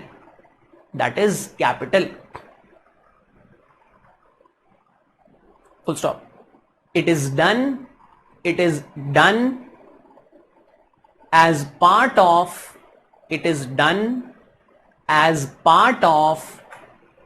prudential norms. It is done as part of prudential norms laid down by RBI. It is done as part of prudential norms laid down by RBI in order to keep the health of banking system intact. In order to keep the health of banking system intact. Full stop. Next paragraph में आओ. Write down. We'll write down that how it poses a limitation. वो वाला part हमें लिखना है ना. That is the important part. Please write down.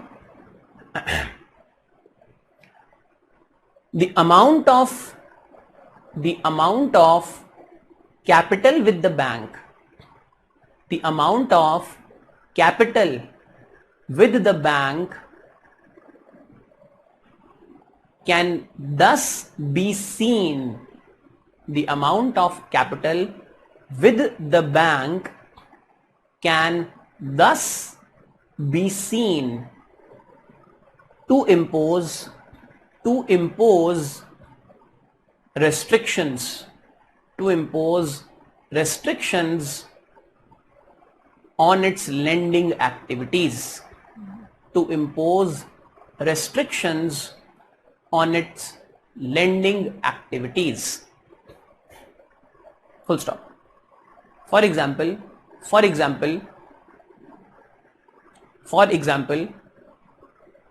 if a loan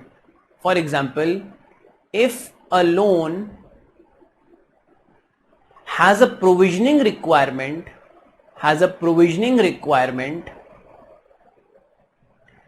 which is high, if a loan has a provisioning requirement which is high, comma, then it will need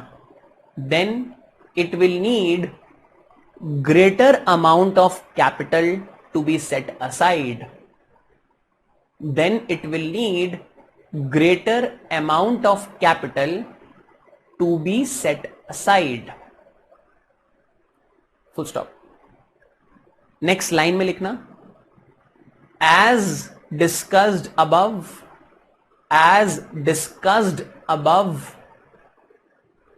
under the capital adequacy norms, as discussed above under the capital adequacy norms, comma, that loan will also lead to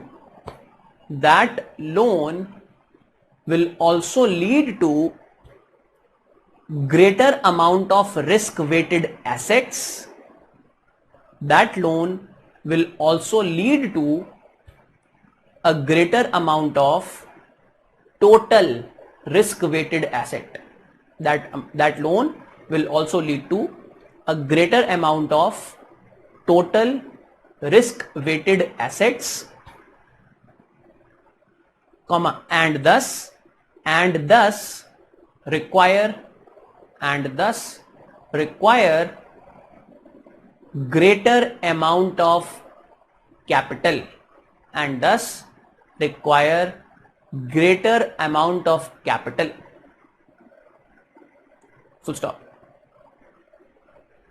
If if the bank's capital is limited, if the bank's capital is limited, which it usually is, which it usually is, then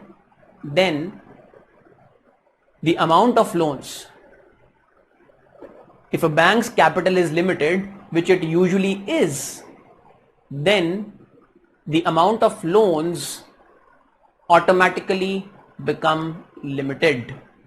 Then the amount of loans automatically become limited. As can be seen,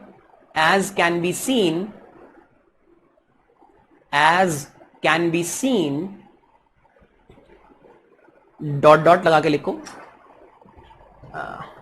As can be seen, just simply write down that equation of CAR. As can be seen,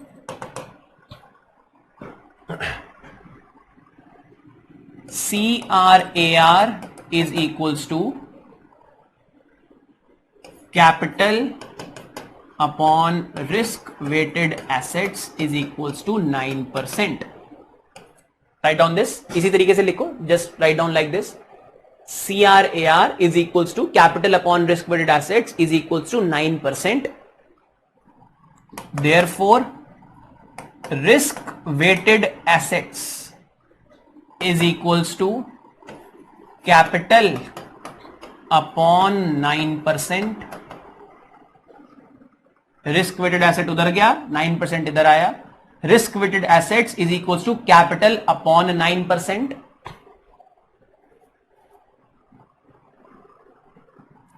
next line में since का symbol पता है ना, ये उल्टा वाला, ये therefore and this is since, उल्टा. Since capital is limited, therefore RWA is also limited,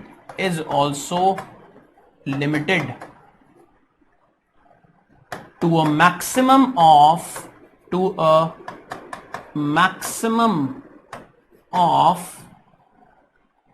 capital upon 9%. मान लो बैंक के पास 500 रुपए कैपिटल है. Let's say bank has a capital of 500.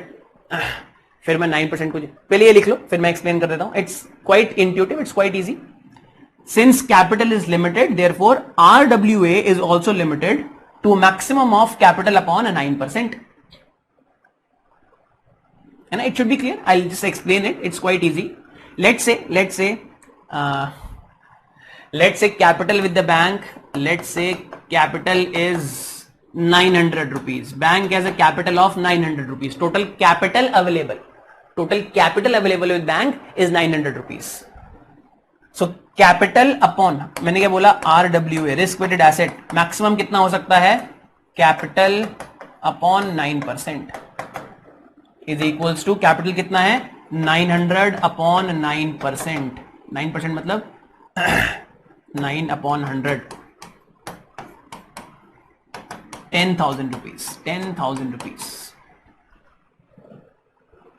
If your capital is 900, example, please write it down as well. इसको भी लिख लो, please write it down also. Capital is 900, therefore RWA is capital upon 9%.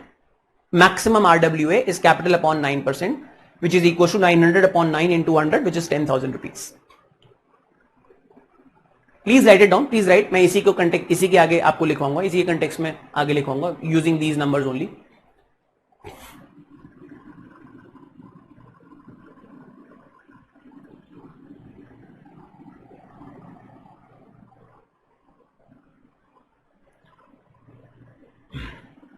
Please write down, आगे लिखो.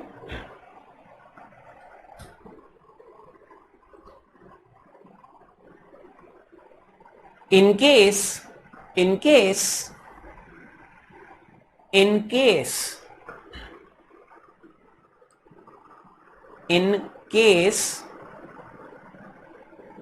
a bank lends more than 10,000. In case the bank lends more than rupees 10,000 as arrived at above. In case the bank lends more than rupees 10,000 as arrived at above, then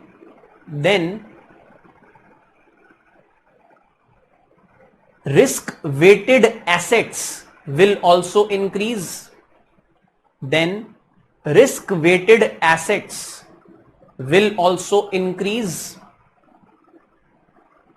In case bank lends more than rupees 10,000 as arrived at above, comma, then RWA, risk weighted assets, will also increase.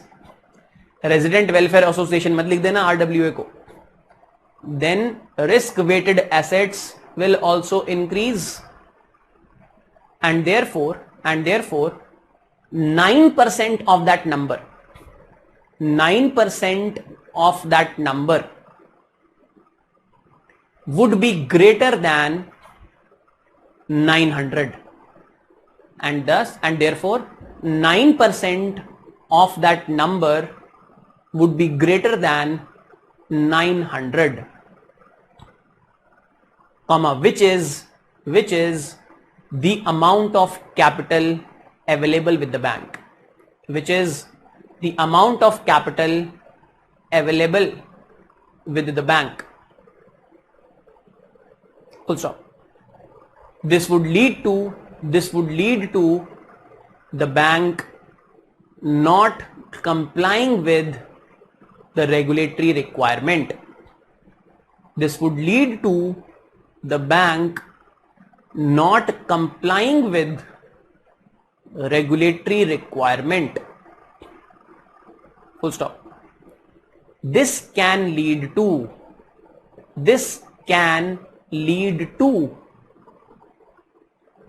poor health of the bank. This can lead to poor health of the bank, needing a corrective action, needing a corrective action. Full stop. Next paragraph. RBI may put the bank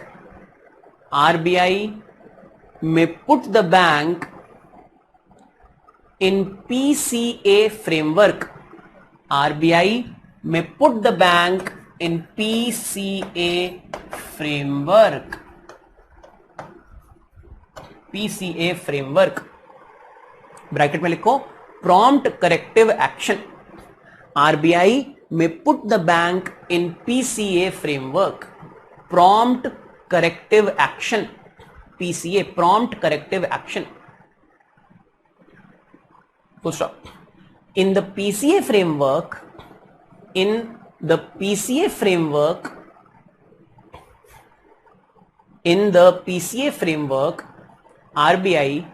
RBI imposes penalties and restrictions. RBI imposes penalties and restrictions on banks' activities.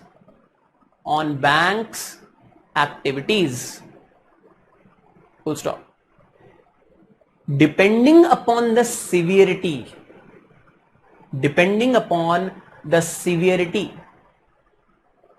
it may even change the management of the bank. It may even change the management of the bank. Full stop. Capital adequacy is one of the important parameters. Capital adequacy is one of the important parameters on which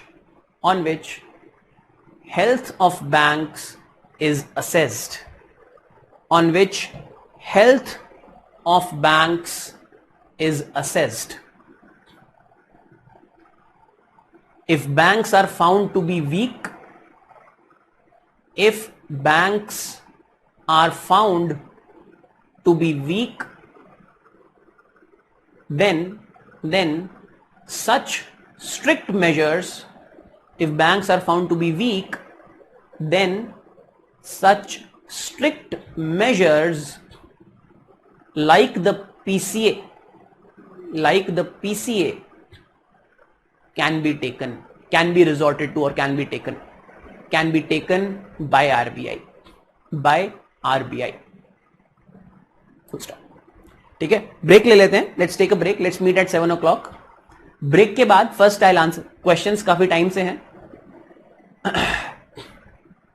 या एक काम करूंगा, because many of you have said, तो break के बाद I answer the questions, take up your questions at the end of the class. ठीक है, class के एंड में ले लेंगे questions. More questions, if you have more questions, keep them coming. I'll take all of them at the end of the class if anybody has any more questions. After the break we'll start with correction of NPAs. जब correction of NPAs करेंगे ना, तभी NPAs के बारे में तभी लिखवा दूंगा, अभी मैंने जान के नहीं लिखवाया. When we start with we'll talk about correction of LPAs or improvement of health of banks. Then when I dictate it, then I'll dictate about NPAs. Usually I do not dictate क्योंकि बहुत basic चीज है NPA वाली चीज, as in हर जगह material में भी है, but still some part I dictate. Break लेते हैं, ब्रेक के बाद मिलते हैं 7 बजे के आसपास. It's 8 minutes to 7, so let's meet at 7:07 7 बज के 2-3 मिनट के आसपास मिलते हैं. ठीक है, चलो let's take a break.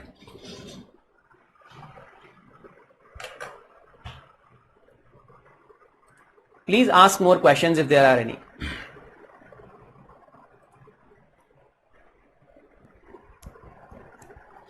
Anshul, your question. There are so many norms that RBI has laid down, and despite that there is such a big NPA problem that the Indian banking industry faces. Why is it? That answer is quite simple, and we'll discuss this. Why NPAs are there? Why is there a huge amount of NPAs in Indian banks? But one thing which I have emphasized since we have had these discussions is risk is futuristic. As in, materialization of risk is in future. You prepare for something bad which is about to come today.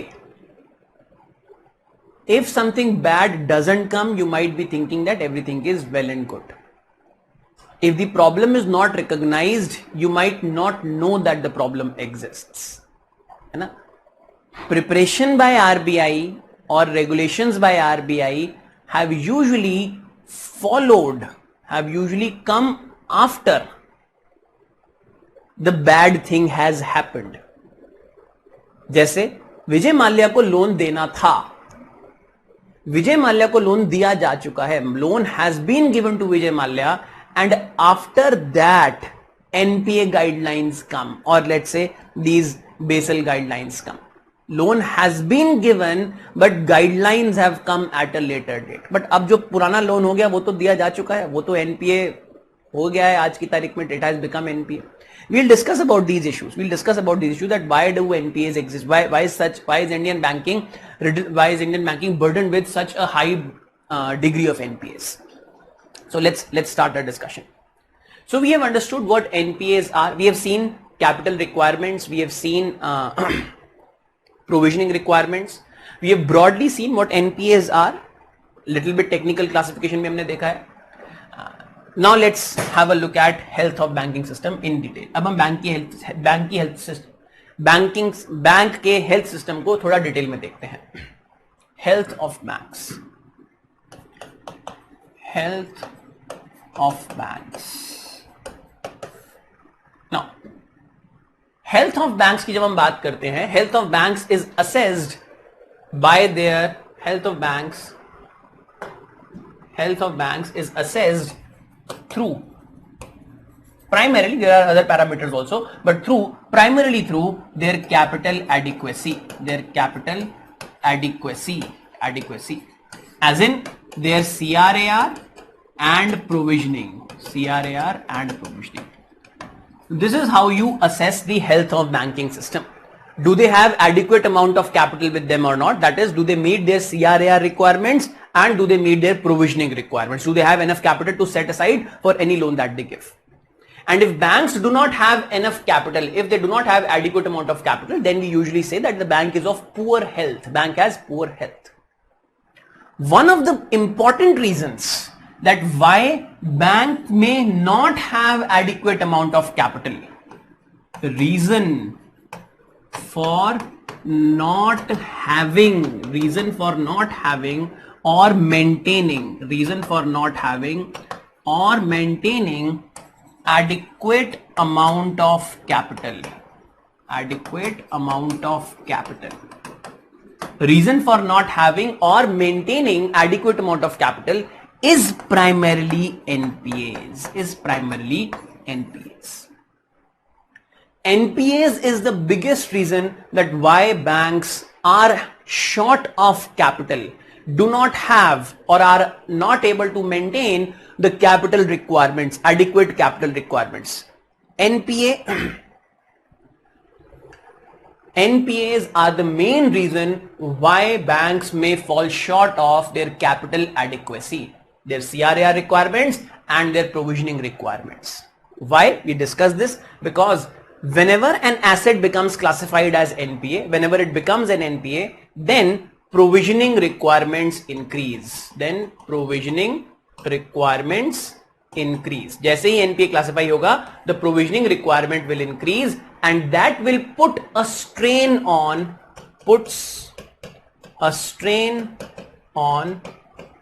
available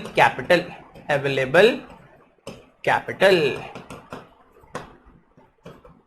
So much so, it puts a strain on available capital, so much so that if the amount of capital with the banks become inadequate, become insufficient, then despite having good amount of lendable deposits, despite possessing amount of money with it that it can lend, deposits which it can lend, despite possessing that amount, bank cannot lend. Bank lend नहीं कर सकता है. क्यों? NPAs की वजह से, because of NPAs. This problem is usually called as, exam में question पूछा था एक बार, this was asked in UPSC few years back, 2 or 3 years back, but you did not need to know exactly. Exam में इतना आसान question पूछा गया था ना, that in which context have you heard this term? This was the question. In which context is this term used? This was the question. अब इतना आसान सवाल पूछा था, अब मुझे एक्सप्लेन करने के लिए यहाँ पे इतनी मेहनत करनी पड़ती है. Anyways, so the question that was asked was, this is known as, there are two terms which we use, दो terms हम use करते हैं. These two terms you might have come across sometime. I think if I remember correctly, somebody had asked one of these terms in some earlier classes and I said we'll do it in our banking. दो terms हम use करते हैं, twin balance sheet problem. All of you would have come across this term, and double financial repression. I think somebody had asked, मेरे ख्याल से किसी ने पूछा था. Twin balance sheet problem, double financial repression.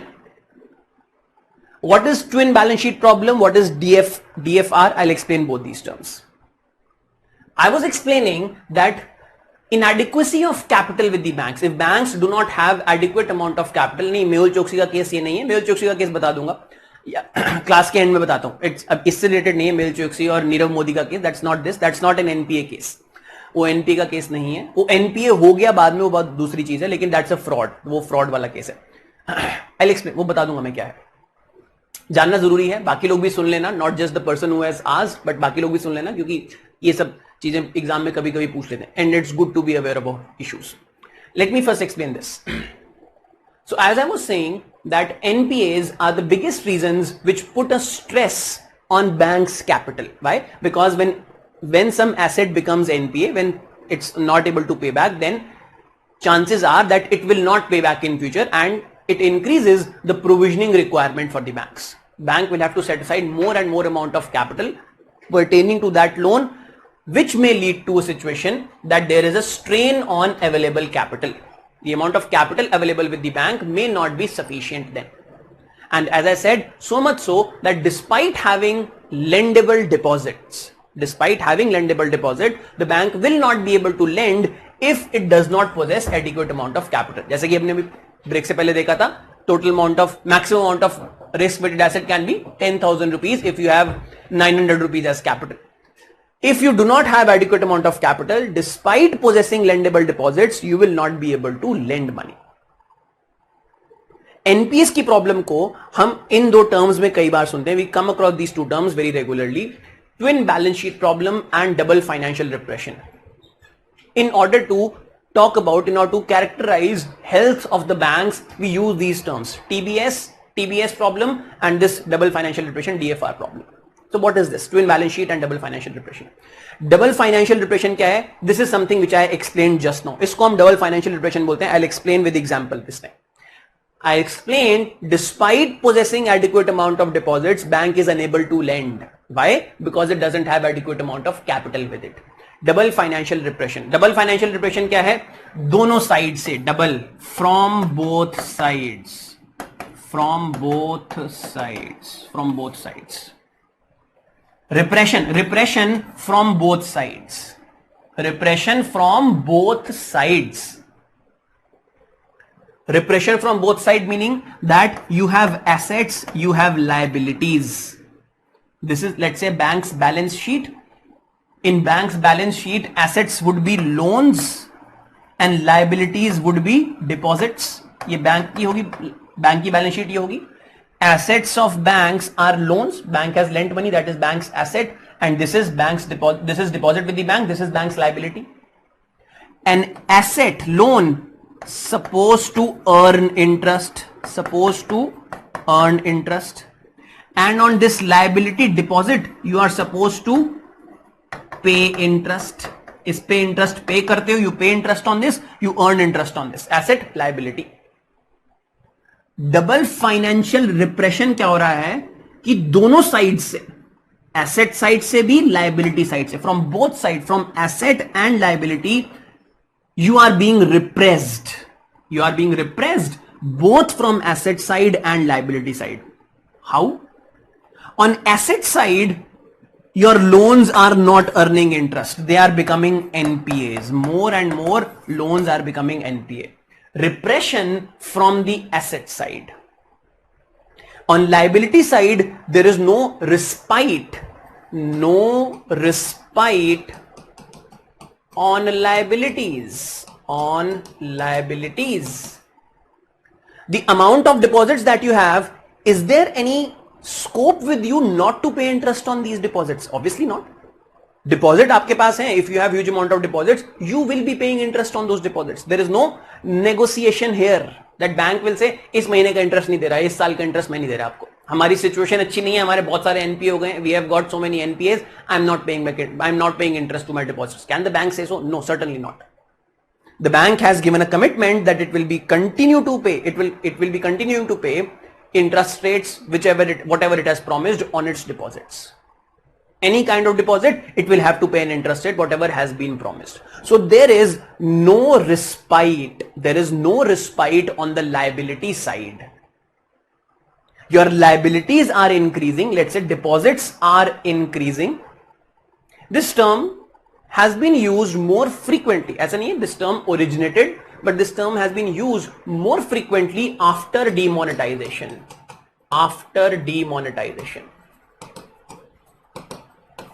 Because what happened after demonetization? After demonetization, deposits with the banks grew. Deposits of the banks grew drastically. So this part, liability part, no respite and increased deposits. So there is no respite here. This is a continuing expenditure for the banks. Where will this expenditure be made from? It will be made from here. It will be made if you earn interest here. Lekin you are unable to earn interest here because many of your loans are becoming NPA. Many of your loans have become NPA or are becoming NPA. Therefore, the interest that you earn is less.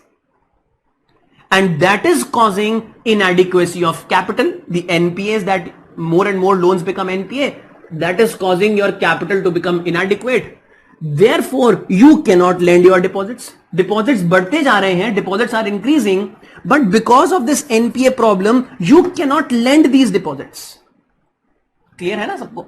Why you cannot lend? Why? Because NPAs are increasing, which are increasing your capital requirements, hence putting a strain on your capital. Therefore, you cannot turn these deposits into your assets. आप इन deposits को assets की तरह, you cannot lend this money. So you are being repressed from both sides. Double financial repression. Repression from both asset side and liability side. Double financial repression. Double मतलब दोनों side से repress, you are being repressed from both side. Double financial repression. One of the qualitative terms that we use to discuss to characterize the health of banks. Another term which we use in context of health of banks is the twin balance sheet problem. Both these terms are used simultaneously. दोनों चीजें बताती हैं. दोनों, these two terms are different. Double financial repression is different, twin balance sheet problem is different. दोनों में double आ रहा है, twin twin, double and twin आ रहा है. यहां पे भी हमने balance sheet, here also we have talked about balance sheet in double financial repression. यहां पे तो नाम ही है twin balance sheet. So here also we will talk about balance sheet, but these two are completely different things. I will explain how are they different, but completely different. Please mind you, double financial repression talks about repression on the bank's balance sheet from both asset side and liability side. Assets are non-performing, liabilities are giving no respite, so you are being repressed from both sides. Twin balance sheet problem, TBS problem क्या है? Twin balance sheet means here we are looking at two balance sheet. We look at two balance sheets here. We are not, यहां पे हमने देखा just one balance sheet, as in balance sheet of the bank. Here we look at two balance sheets. Two balance sheets of what? Of the lender, that is bank, and borrower. And borrower. Lender, जो कि bank lender है, and borrower, we look at these two balance sheet. What is twin balance sheet? Let me explain. TBS, twin balance sheet problem.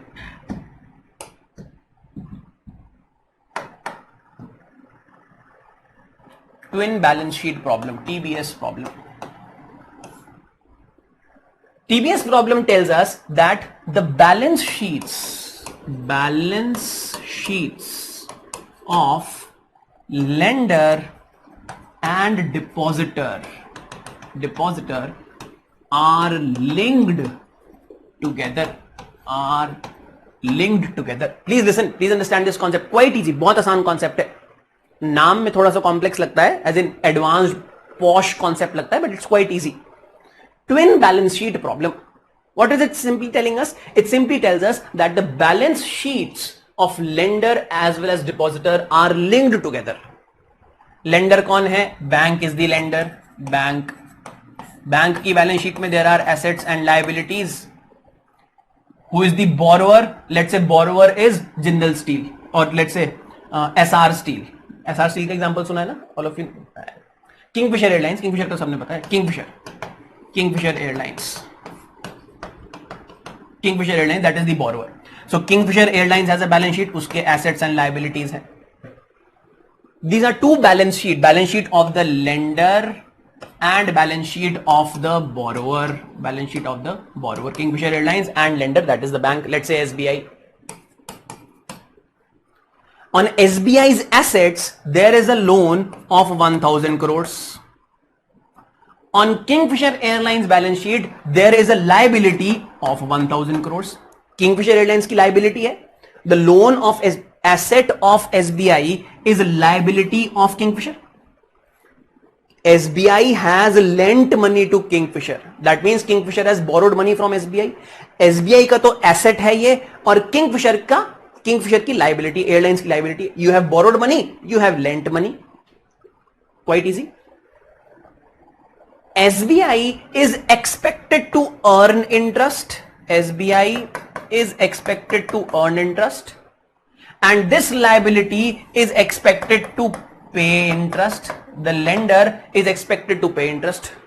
Quite easy till this point. You expect to earn interest. Lender, you are expected to pay interest on this amount of money. When Kingfisher Airlines is unable to pay, Kingfisher airline अगर unable हो जाती है pay करने के लिए, let's say business of Kingfisher, let's not cast any aspersions on character of the person or his intentions, let's say that this person was genuinely, that the airline industry was genuinely stressed. Let's assume, fake news, but let's assume that airlines industry was genuinely stressed. Let's assume he did not splash his money. Let's assume he utilized his money, lol, with all the best efficiency that could have been utilized. Let's assume that he had no bad intentions. Airlines industry in general is not doing good. Airlines industry in general is going through a rough patch. Kingfisher Airlines is supposed to pay interest on this much amount of money to SBI. Because airlines industry is not doing good, he is unable to pay this interest. He is unable to pay this interest. Because he is unable to pay, therefore SBI does not earn. Since SBI does not earn, let's say his inability to pay extends for some long duration. He is unable to pay, they do not earn, this loan becomes NPA. ये बन गया NPA. This loan becomes NPA now. This loan becomes NPA. Because it has become NPA, it does not mean that इसको पे नहीं करना है, इसे तो पे करना ही है ना. This person has to pay, but now SBI has to be careful. SBI would have to think that this money was depositor's money which I have lent to this person. ये मैंने depositor money इस person को दिया था. Now I have to set aside some more money from my own capital. Earlier I had set aside just 2%. 1000 crore का 2% रखा था, बस 20 करोड़ रखा था मैंने. Now I have to set aside 50%. 2% से increase होगी, capital requirement हो गई 500 crore rupees. Now I have to set aside 50% of this money in form of provisioning. Why? Because this person is not paying back. Now, when this loan becomes NPA, therefore SBI's balance sheet becomes stressed. Because this loan has become NPA, SBI's balance sheet has become stressed. So stress on one balance sheet. SBI की balance sheet stress हो गई क्योंकि NPA हो गया है. At the same time, ये वापस नहीं कर रहा है. Kingfisher Airlines is not returning. When he is not returning, that means ideally interest plus penalty in form of interest on interest. इसको इस पे इंटरेस्ट पे करना था. Kingfisher airlines had to pay an interest on this 1000 crores to SBI. When he does not pay, let's say his interest payment was 20 crores. Let's say his interest payment was 20 crores. Just assuming, just some random number.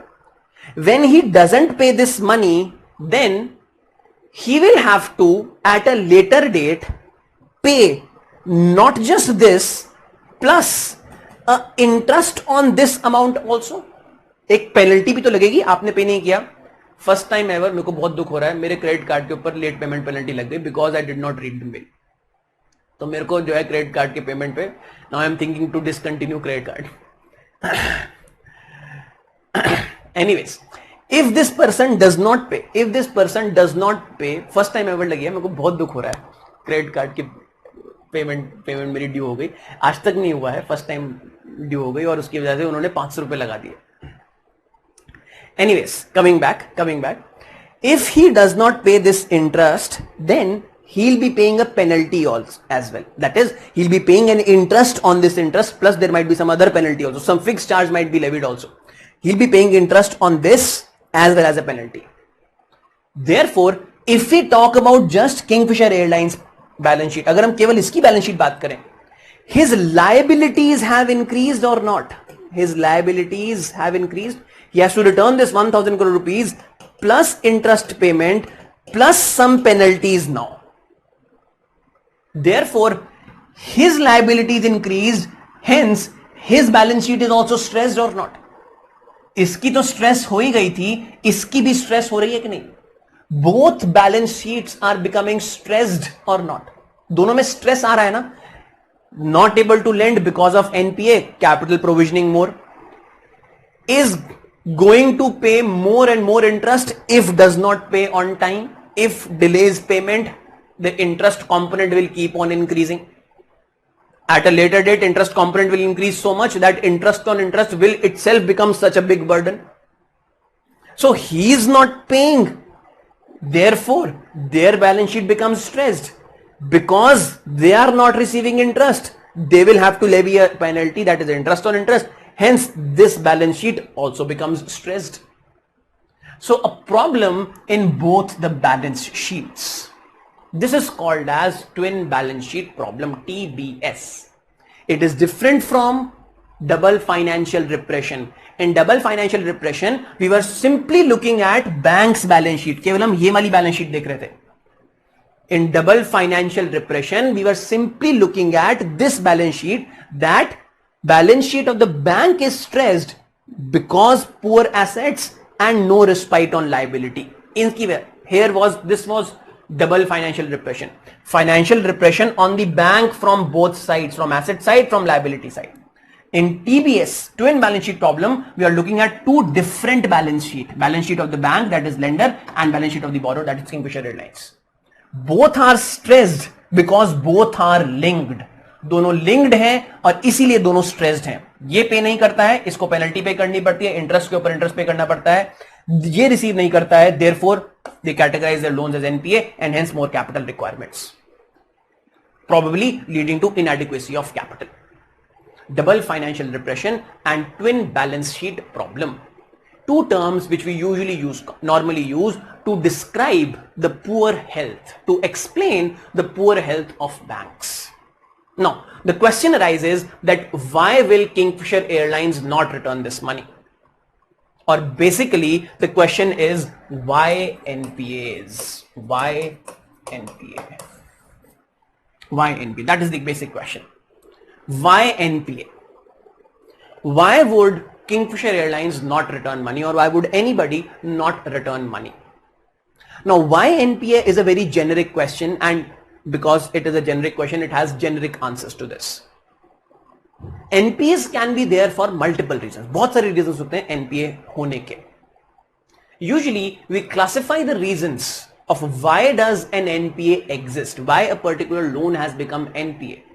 Usually, we classify the reasons as why NPA came. Usually हम classify करते हैं that an NPA may exist because of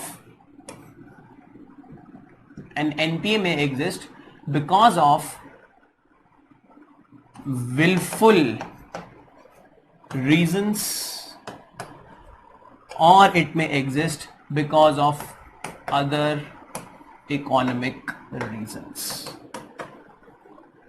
Usually we say that reasons for default, that why would somebody not pay whatever amount is due to them. One is willful, another is other economic reasons. Willful reason is willful non-repayment.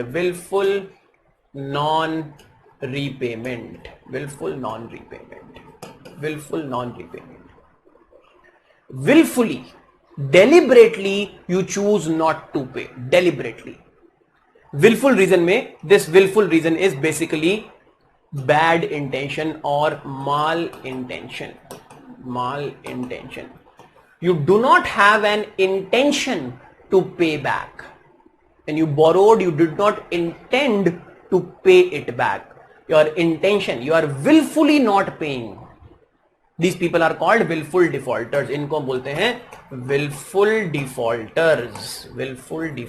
Those who do not pay willfully are called willful defaulters. Willful default कई तरीकों से होता है. There are many ways through which willful default happens. One of the common ways through which we categorize willful default is that loan amount is used for a different purpose,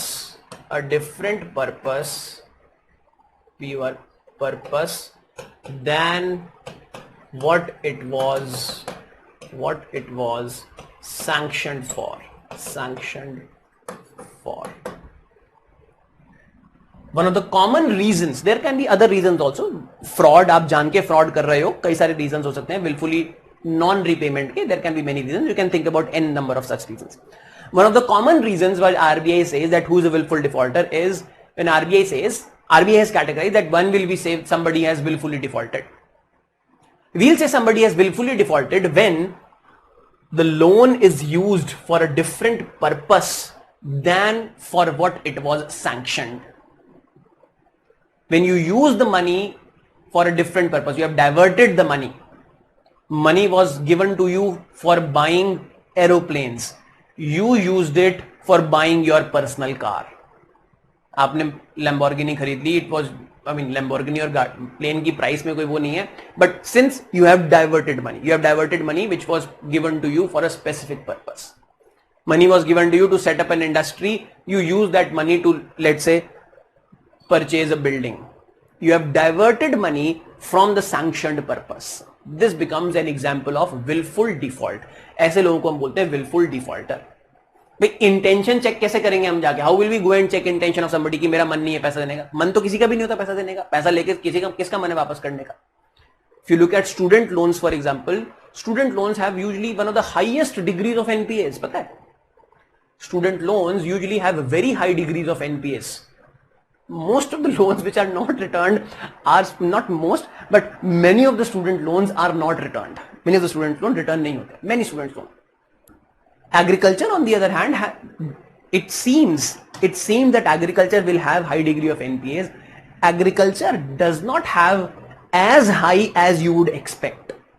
Student loans have much higher NPAs than what you would expect. Agriculture में भी high है student के, लेकिन agriculture के high हैं, but agriculture's loans are not as high as you would. आप सोचोगे agriculture में तो लगता है 30-40% लोग वापस करते होंगे, बाकी 60-70% तो वापस ही नहीं करते होंगे.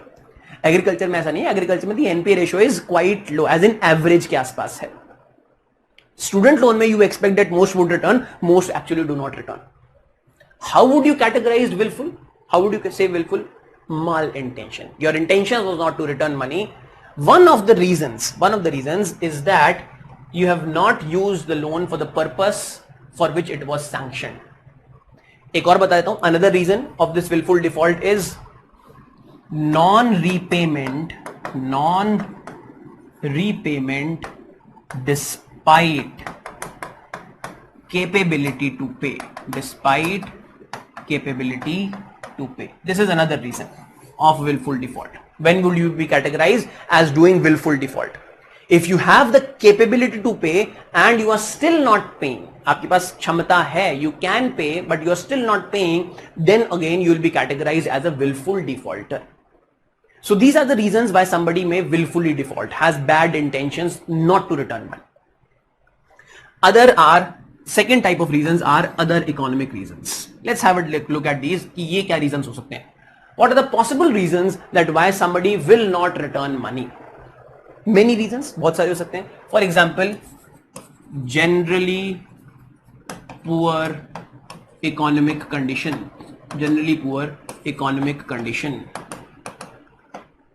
Sectoral slowdown. Slowdown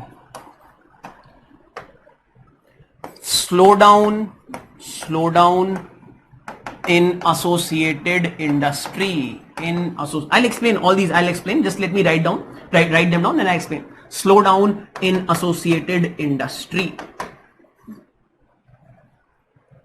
Natural disasters.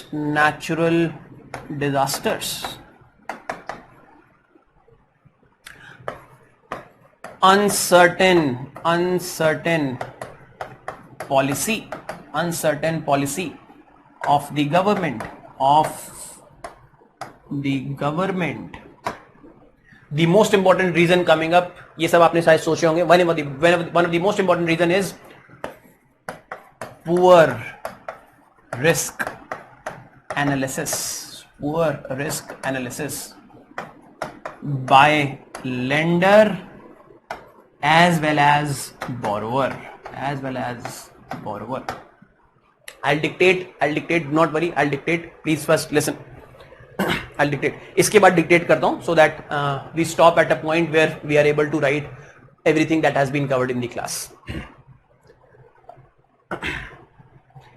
We are discussing general economic reasons of why there might be NPAs. Why would somebody, what is NPA basically? Somebody is unable to pay back the money which they have borrowed. तो एक तो हमने देख लिया, one category we have separated, willful default. Willfully you are not paying, that is a separate category. Now we are looking for economic reasons. Economic reason that why somebody won't be able to pay.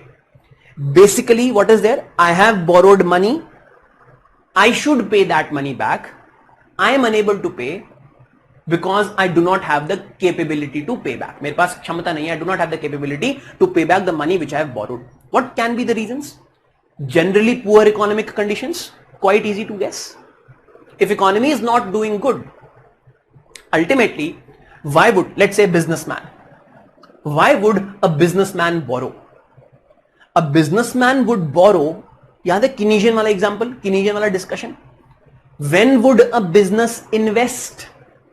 When would a business invest? A business would invest only when it sees a growing demand in future.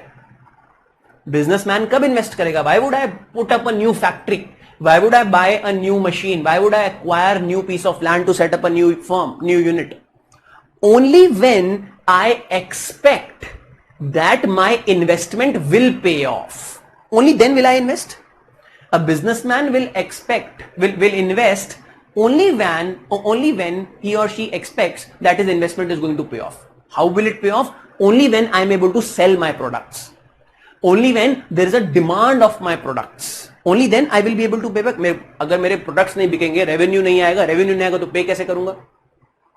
So there has to be a demand of my product. If there is general economic slowdown, generally poor economic conditions, in that case, many industries, many businesses, many firms, their ability to generate return on their investments which they have already done would reduce. मैंने factory डाल ली, factory डालने के बाद corona हो गया. I started up my own business, I expanded, I borrowed for setting up my own business. I was expecting that there would be a demand, but after that COVID happened. This can be included in natural disasters as well. Or economy was expected to grow at a growth rate of 8%, but it was growing only at the rate of 5%. I anticipated that the economy will grow fast. But economy did not grow fast. There was a generally poor economic condition which led to reduction of my capability to repay. In general, everybody's capability, general economic slowdown, in general, everybody's capability to repay will decrease. There might be some amongst those whose capability has reduced to such an extent that they are completely unable to repay. कुछ लोग हैं कैसे कैसे करके वापस कर देंगे, but कुछ लोग ऐसे भी होंगे who will not be able to repay at all. So in general, if there is general economic slowdown, generally poor economic conditions, that leads to more NPAs, rising NPAs. Ability of people to repay reduces. Same thing can be extended to sectoral slowdown and slowdown in associated industry. Think about automobiles. All of you know microchip shortage. Microchip shortages for automobiles right now, that is causing a slowdown in automobile industry. क्योंकि microchips नहीं बन रही हैं, ST Electronics is not able to provide microchips, and therefore auto industry of entire world, India की नहीं पूरे दुनिया की auto industry of entire world is suffering because of microchip shortages. If automobile industry suffers, loans which have been given in automobile industry, they would all suffer or not? Loans which have been given in automobile industry would suffer. Somebody took a loan to set up a showroom. Maruti का showroom बनाना था मुझे, लेकिन मारुति गाड़ी नहीं बेच पा रही है. Maruti sectoral slowdown, Maruti is not able to sell car, produce car. How will car come to my showroom and how will I be able to sell? Sectoral slowdown reduces ability of people to pay or not? Slowdown in associated sector, associated industry. If automobile slows down, that will also lead to slowdown in, let's say, tire industry, associated industry, rubber industry which is providing rubber to tire to automobile, ये सारी associated industry में भी slowdown आ जाएगा. Automobile in fact is a very integrated industry. If automobile slows down, that would also cause a slowdown in iron and steel and aluminium industry. Why? Automobile is one of the biggest buyers of iron, steel and aluminium. तो auto में slow down आएगा तो इस industry में भी slow down आएगा. Somebody had taken a loan to set up an iron smelting plant because they knew that there were orders from an automobile industry, will be unable to pay back or not. So slowdown in associated industry or sector, that also increases the chance of defaulting on your payments and hence causing NPAs. Natural disaster we have discussed. You can think about it. Uncertainty in policy of the government. Government comes up with a new policy. When government comes up with some kind of new policy, that may impact a particular sector positively, some other sector negatively. Government ने अगर policy, if let's say government has a policy that we will provide incentives for people switching over to solar power. If government provides incentive to people to switch over to solar power, आप अपने घर के Sachin add करता है ना, सचिन और रजत Kapoor add करते हैं, अपने घर के ऊपर सोलर पैनल लगाओ और पैसे कमाओ, produce energy, send it back to the grid, you will earn some money from that, the amount of energy that you supply. If government gives incentive to people to switch over to solar power, laudable, it's certainly laudable. We should use solar power as in less polluting, not use coal power, laudable, 100%, perfectly fine. But if you think about it, then if people switch over to solar energy, then that means they will not be consuming electricity produced by coal or thermal power plants or hydropower plants. A coal based power plant, let's say Tata Power का है या Jindal power का कोई power plant है जहां पे बिजली produce हो रही है, if they are producing electricity and this electricity is no longer being demanded by the household, then they are not able to sell, hence they will suffer. There is no slowdown as such in the economy or in this particular sector, but slowdown is because of government policy or not. सरकार कोई policy ले आई, government comes up with a policy in which it is incentivizing people to consume more and more renewable energy, let's say solar energy, that will have an impact on producers in coal sector, those who are producing coal based power, है कि नहीं? So that will have an effect. Take this example to internal combustion engine and electric vehicles. Government says that we will subsidize, let's say government says we want to move, again a laudable objective, we want to move to electric mobility in future.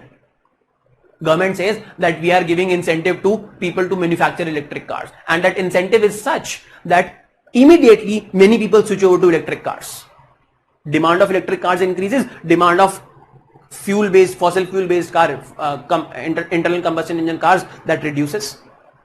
Policy of the government can also have sectoral slowdowns or not. Demonetization policy, taxation policies, many things. Demonetization की वजह से, for example, many businesses, their operating incomes reduced. भाई business को operating capital, जिसको business को बोलते हैं operating capital, you need some money to do business. आपको बिजनेस करने के लिए रॉ मटेरियल खरीदना है, बिजली का पेमेंट करना है, you have to pay to your workers who are coming on, who are daily wage workers. Let's say there is a operating expense of your business. Now, due to demonetization, you will not be able to pay to your employees.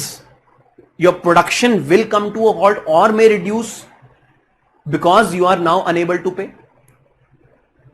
A big industrialist, maybe a medium-sized industrialist may be able to pay, but a very small industrialist may not be able to cope up with that. When demonetization happened, vision के नीचे एक shop है, चाय वाले की दुकान है. अब चाय वाले की दुकान पे हम जाते 2000 रुपए का नोट लेके, he was not accepting digital payments back then. Post demonetization, no doubt about that digital payments have drastically increased. But at the same time, during those 3-4 months, many people faced lot of problem. Many businesses faced lot of problem. At least for those 3-4 months, बाद में everybody adopted, everybody was able to pick themselves up. But for those 3-4 months, there were certainly problems or not. So government policies, they may also cause uncertainty and hence increased chances of default on payment. The final point, poor risk analysis. Poor risk analysis is the lender has not assessed the risk properly. The lender has lent money because somebody has called the lender कि विजय माल्या जी को पैसे दे देना या Naresh Goyal of Jet Airways इनको पैसे दे देना. Somebody has called, lender has lent. Poor risk analysis. Now it's not just fraud. It's not just fraud that is poor risk analysis. Poor risk analysis is most of the time, more often than not, fraud वाला तो बहुत ही कम case होता है. More often than not, poor risk analysis is because of lack of resources to do risk analysis. Lack of resources to analyze risk. Private sector में NPS कम है, public sector banks में NPS ज्यादा है. ऐसा क्यों है? Why are NPAs more in PSB? This is a question that can be asked in mains. If you want to write, you can write this question as your assignment for today. But you have to apply your mind and use these reasons then. Please write a question. Why are NPAs in public sector banks more as compared to private sector banks? Private sector bank में hardly 3-4% NPAs. Public sector bank में 12-14% NPAs. Why is there such a huge difference in public sector and private sector? Corruption doesn't explain. In fact, if anything, corruption की वजह से private sector bank में ज्यादा NPAs होनी चाहिए as compared to public sector bank. The level of accountability in public sector banks is unmatched in private sector banks. Accountability जो public sector bank के officer की है, private sector bank में इतनी accountability नहीं है. If fraud was the reason or if corruption was the reason, public sector banks would have had less NPAs as compared to private sector banks. If corruption was the only reason. Chances अब ज़्यादा हो सकते हैं बिल्कुल, because of political connections, somebody will call and lend money to this person, but that is not the only reason. I want you to focus on the more nuanced reason here of poor risk analysis. The reason being lack of resources to do risk analysis. ICICI bank में, HDFC bank में, axis bank में जाओगे, there is a separate department which does risk analysis of a particular loan. आपका loan approved है, उस पे आपके axis bank के आपकी मोबाइल बैंक मैसेज आता होगा ना, your particular bank wherever your bank account, you have a pre approved loan. There is a risk analysis department which has approved your loan. You go and take a loan. You go to Axis Bank or ICICI Bank to ask for a loan. The manager is not going to sanction your loan. The manager will take your application. Now your application will go to a dedicated risk department which is going to analyze how risky is it to lend money to you. SBI में क्या है, PNB में क्या है? PNB में manager साहब के पास सारी ड्यूटी है. He has to sanction loan, he has to accept deposit, he has to go and check whether the loan जहां पे दिया था वो ठीक ठाक काम कर रहा है, whether the loan has been is being used in the right manner or not. There is no dedicated resource for doing risk analysis in a public sector bank. There is no specialization. Risk management or risk analysis today is a very specialized, very important task. Whereas this specialization does not exist, especially in public sector banks. Risk analysis is poor, which is the major reason. ये सब reasons एक तरफ और risk analysis एक तरफ. This becomes the most important reason for NPS. Poor risk analysis.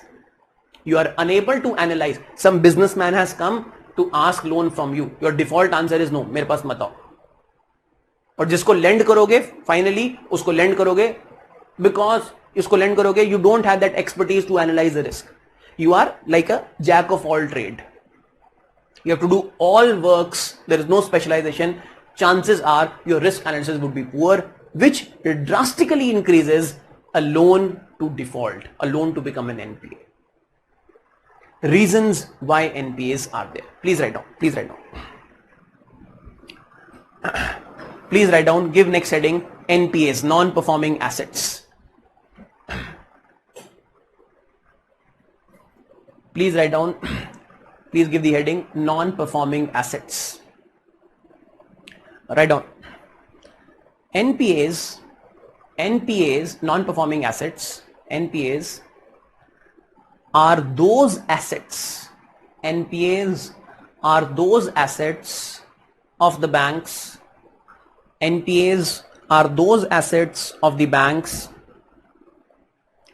which do not earn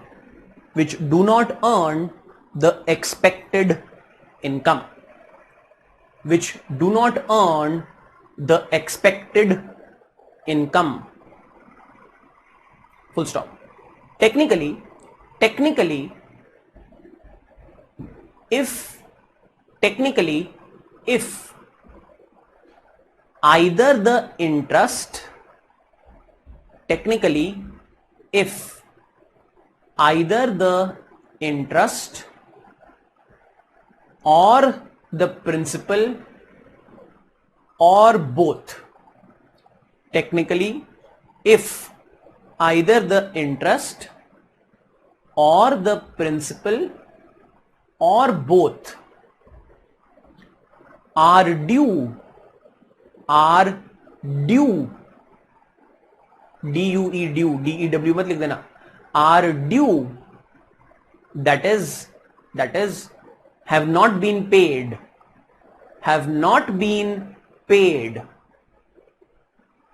for a period of 90 days,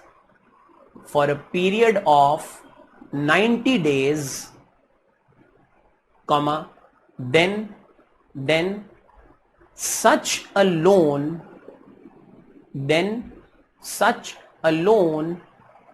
is classified as an NPA. Then such a loan is classified as an NPA.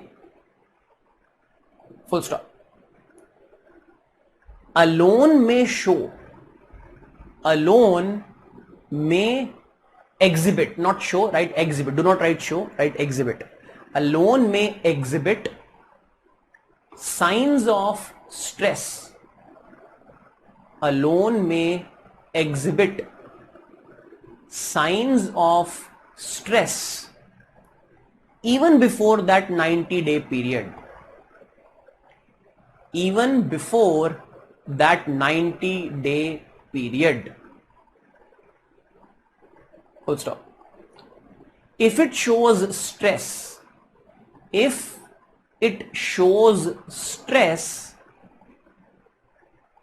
for 30 days, if it shows stress for 30 days, then it is categorized as a special mention account, SMA. It is categorized as SMA, special mention account. Then it is categorized as SMA, special mention account. मैंने आपको पिछली बार जब अभी बताया था तब मैंने आपको उसको स्ट्रेस्ड एसेट बोला था. I use the word stressed asset there. Stressed asset is a more general term. We'll talk about stressed asset in next class. Stressed asset क्या होते हैं? Stressed asset में कुछ और चीजें भी आती हैं इस टाइप के अकाउंट को जिसमें 30 डेज का पीरियड है, जो कि मैंने पहले आपको the first earlier which I told you is called stressed asset. That is not stressed asset, that is called SMA, special mention account. Stressed asset is a little bit more broad category, और broad category है stressed asset. I'll explain what stressed asset is. You will get to know that I was not wrong. ठीक है, अभी हम लिख रहे हैं तो I should be technically 100% right. I was not wrong earlier, but this is called special mention account, SMA. Full stop. Full stop. SMA के बाद लिखो, special mention account के बाद लिखो. When an asset is first categorized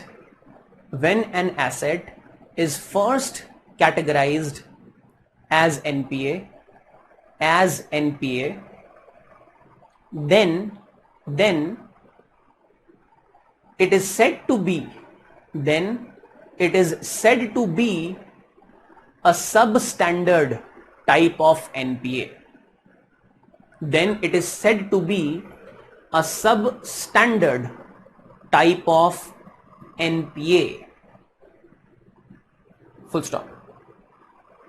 Next line में लिखना, if it remains substandard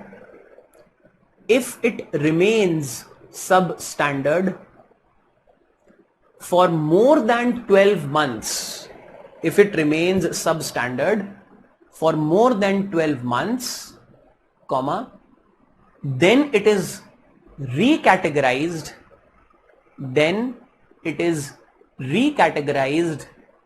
as doubtful NPA.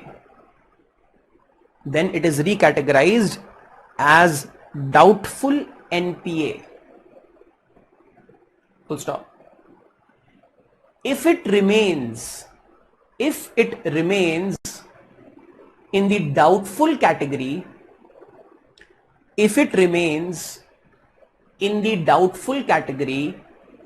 for more than 2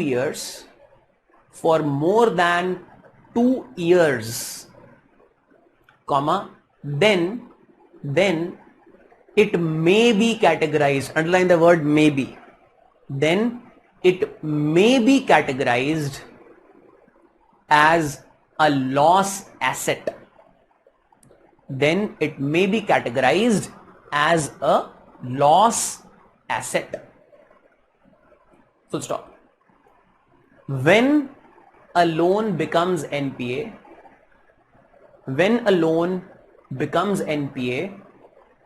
comma, then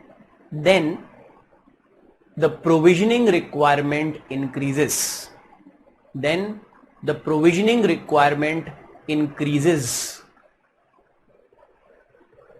Comma, usually to 100%, for an unsecured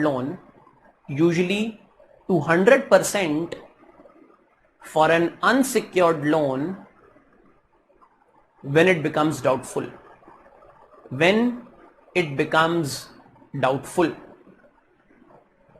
Full stop. Next, give subheading twin balance sheet problem.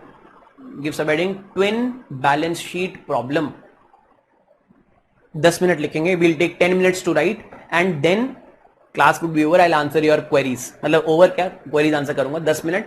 I think it will take about 20 minutes. So 8:30 10 minute तक पहले भी लिख लो please. Write down about twin balance sheet problem. TBS, twin balance sheet problem. Write down. NPAs are there as assets on the bank's balance sheet. NPAs are there as an asset on bank's balance sheet and as a liability on the borrower's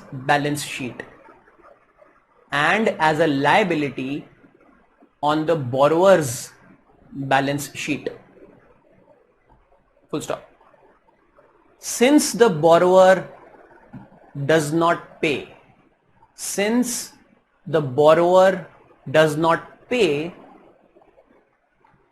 comma, it causes a stress on bank's balance sheet.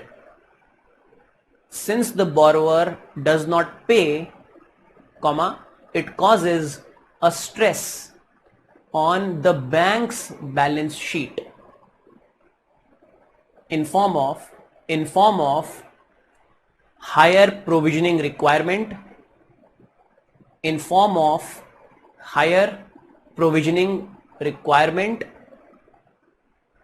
and strain on capital.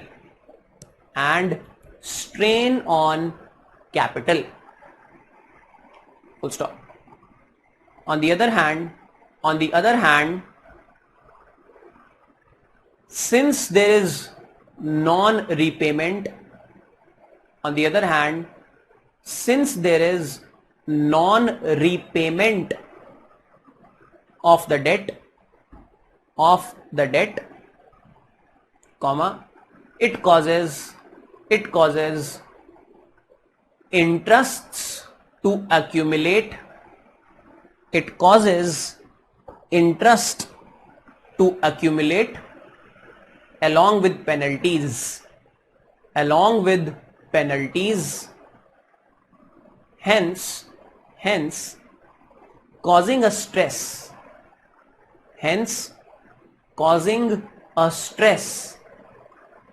On the borrower's balance sheet as well.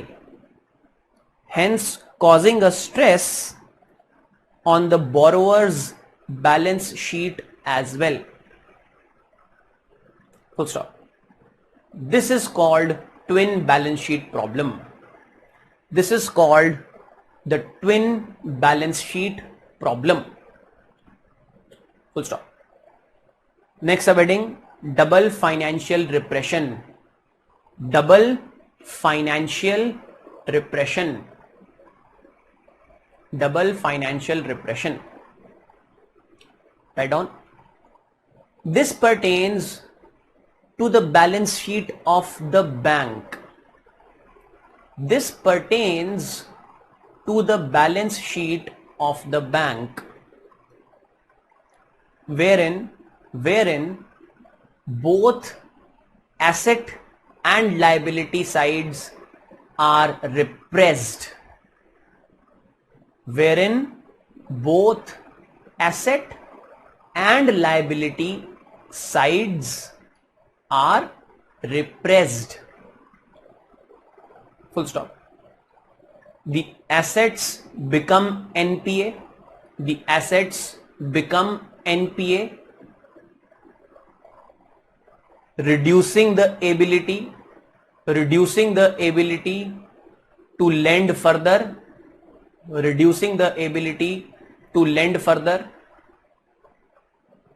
And at the same time there is no respite.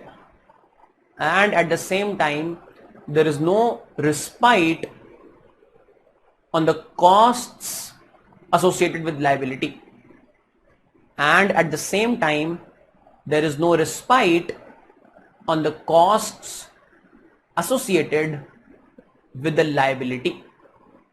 That is deposits. Full stop. This is double financial repression.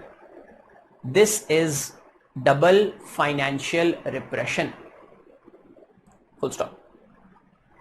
Next heading, reasons for NPA. Next heading लिखो, reasons for NPA. एक काम करते हैं, आज केवल ये reasons लिख लेते हैं. Let's just write these reasons. Explanation मैं explain नहीं करूंगा आज इन reasons को. In writing, you have points, you have some objective terms. I'll just dictate them. I'll dictate them from the board. Have those objective terms. I'll not explain them. Explanation next class में लिखवा दूंगा थोड़ा बहुत. But you know that explanation. Please write reasons for NPA. First write willful default. Willful default. इसमें लिखो it occurs when willful default. It occurs when the borrower has the capability to pay but does not pay. It occurs when the borrower has a capability to pay but does not pay. Full stop. Also, if the loan is used for some other purpose, if the loan is used for some other purpose than for what it was sanctioned, than for what it was sanctioned, comma, then it is also considered as a willful default.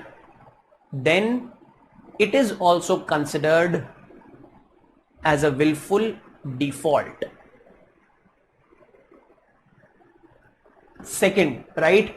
General economic reasons, general or other economic reasons, general economic reasons. Right from the board, I'll also dictate. मैं बोलता हूँ 1 2 3 4 करके लिखेंगे. I'm not explaining anything. I'll not explain.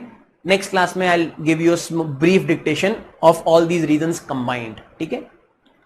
General economic reason में first write down generally poor economic condition, generally poor economic conditions in the country, in the country. First ये लिखो, मेरे साथ साथ लिखना, जो मैं बोल रहा हूं वो लिखना. Generally poor economic conditions in the country. Next, point number 2,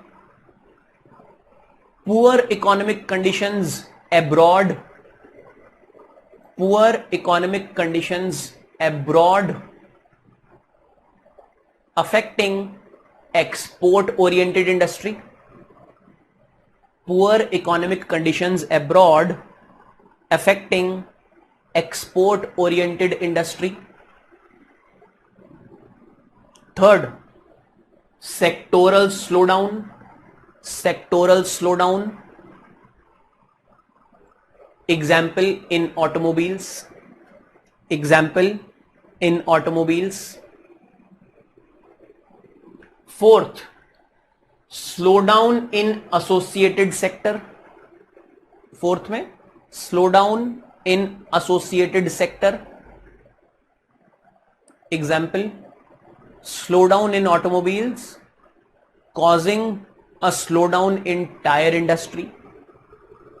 Slowdown in automobile causing a slowdown in tire or rubber industry. Next, natural disasters, natural disasters. Example में लिख लो Covid, natural disasters, Covid. Act of God, natural disaster. Finance minister ने use किया था ना word act of God, natural disasters. Next, uncertainty in the policy of the government, uncertainty in the policy of the government. Example, example, incentivizing renewable, incentivizing renewable may cause a slowdown in fossil fuel based energy. Incentivizing renewable may cause a slowdown in fossil fuel based energy producers. Example, coal. Example, coal. Next, इस पे star लगा के लिखना, poor risk analysis, poor risk analysis by the lender or the borrower, by the lender or the borrower. Write down in this, lack of resources, lack of resources to carry out risk analysis, to carry out risk analysis, lack of resources to carry out risk analysis, which is a very specialized job, which is a very specialized job, comma, is one of the major reasons for NPAs, is one of the major reasons for NPAs. Full stop. ठीक है? With this, I'm done with my dictation. Let me answer your questions. Please, I would expect everybody to stay for me to answer these questions. काफी सारे question है. As far as today's class, the agenda of today's class is concerned, that is done. I'm just answering the questions, the doubts that students have. I'm just answering those questions. Maybe you find some questions which are useful for you. Questions generic हो सकता है class के बाहर के भी हों. पहला लक्ष्य का क्वेश्चन है, sir why would a sponsor bank sponsor an RRB? Government said, सरकार ने बोला था, इंदिरा गांधी गवर्नमेंट थी उस टाइम, ठीक है, गवर्नमेंट सेड कि आपको स्पॉन्सर करना है तो करना पड़ा, fine, and then it became a rule. Once it becomes a rule, it's nothing can be done. Government said that RRB would be set up with a sponsor bank, central government and state government, तो करना पड़ा, कुछ नहीं कर सकते. Prudential norms are for banks as a whole or for their branches across nation. Prudential norms are for banks as a whole. Each specific branch, they also have to have those prudential norms. तभी तो पूरे bank की prudential norm meet होगी. लेकिन हाँ, when RBI checks, RBI will check at the bank level. RBI will check at the bank level that do you have adequate amount of capital. Bank की capital है, branch तो केवल एक जरिया है बिजनेस करने का एक एरिया में, ठीक है, that is what branch is. So prudential norms expected to be maintained at branch level, but it is actually maintained or checked at the bank level as a whole, at the national level. In CAR formula, we wrote total assets as loan of bank, but assets also include land and building etc. of bank. Is that also included? No, that's not included. Asset would mean risk weighted asset. तभी तो हमने ये word use किया था, risk weighted asset. तो risk केवल loans के ऊपर होता है ना, इन ये बाकी चीजें risk weighted assets. Next Sana का क्वेश्चन है, please forward this to sir. In liquidity trap, banks are unwilling to lend to people despite central bank injecting more and more money into the banks. Okay, this is because of risk averse behavior. But in 22nd class, when you explained speculative demand of money, sir said that people won't invest despite central bank injecting more and more money because people do not expect appreciation of their asset prices. So these both scenarios are correct in liquidity trap. Yes Sana, you are absolutely right, both scenarios are right. Liquidity trap mein, please understand, liquidity trap is a situation in which there is very low interest rate, people themselves are not ready to invest, number one. Number two, banks are also not ready to lend. अगर हम bank के नजरिए से देखें, think about it from bank's point of view, bank अगर land कर रहा है money, if bank is lending money, तो वो भी तो बैंक का एक तरीके से इन्वेस्टमेंट है ना. If we think about it in this देखने का नजरिया, it's just a way of looking at things. If we expect, what do we expect in liquidity trap? Nobody will invest. Why? Because everybody expects demand for the price of assets to fall down. If you think from banks perspective, banks also are unwilling to lend. One of the reasons is that banks की जो lending है, that is can be seen as investment on part of banks. तो bank भी invest नहीं करेंगे क्योंकि bank को ही पता है कि उनके एसेट, जो उनका लोन वो दे रहे हैं, उसकी कॉस्ट फ्यूचर में घटने वाली है. Just way of understanding. It's just a way of understanding. It's lending by the bank. Banks are unwilling because banks are risk averse. At the same time, people are unwilling to invest their money because they don't expect any appreciation. Both things are correct. Both scenarios are correct. Your interpretation is perfectly fine. Both scenarios are completely what describes liquidity trap. बिल्कुल सही आपने सोचा है. Next, Poonam का question है, implication of declaring some banks as DSIBs, domestic systemically important banks. The implication is that RBI is saying that these banks are important for the economy. These are big banks, they are important for the economy. It's better that they check their practices. You are an important person, you are a responsible person. आप एक IAS officer बन गए हो, अब आपको कई सारी चीजें हैं जो शोभा नहीं देती हैं कि आप करो, समझ गए. Similarly, अब आपको DSIB डेजिग्नेट कर दिया गया है. Now you don't indulge yourself in riskier activities, riskier acts. You must be more careful because now you are systemically important. That is the significance of designate something as DSIB. Shubham, sir, before few days, Mrs. Nirmala Sitharaman said that there is still a need of more SBI type banks in the future for financial inclusion. But as you said, it's more schemes impact rather more because of SBI type of banks. So what should we interpret from this? Yeah, Shubham, I don't know in what context she made this statement. I'll have to read the entire statement. What is it that she exactly said? That do we need SBI more SBI type banks. I don't know what she said, but as far as my understanding goes, I think she would have said it in the context of bigger banks in the country. You have SBI is the big bank, you have more bigger banks. One of the reasons that why should we have bigger banks is also because of financial inclusion. ठीक है सरकार, अब that becomes a political agenda of the government that we need big banks हैं so that they are not politically opposed. Therefore, government may come to say that okay, we need big banks for financial inclusion. But ultimately, the reason why we need big banks is that we need to have a competitive banking industry. That is the ultimate reason. Again, as I said, I would have to look at the entire statement why she made it. ठीक है? भरत का question है, sir can the risk associated be greater than 100%? Yes बिल्कुल yes Bharat, risk associated 100% से greater होता है. It is many times, again don't associate some number here that risk would be between 0 to 100 only. Sometimes it is even greater than 100%.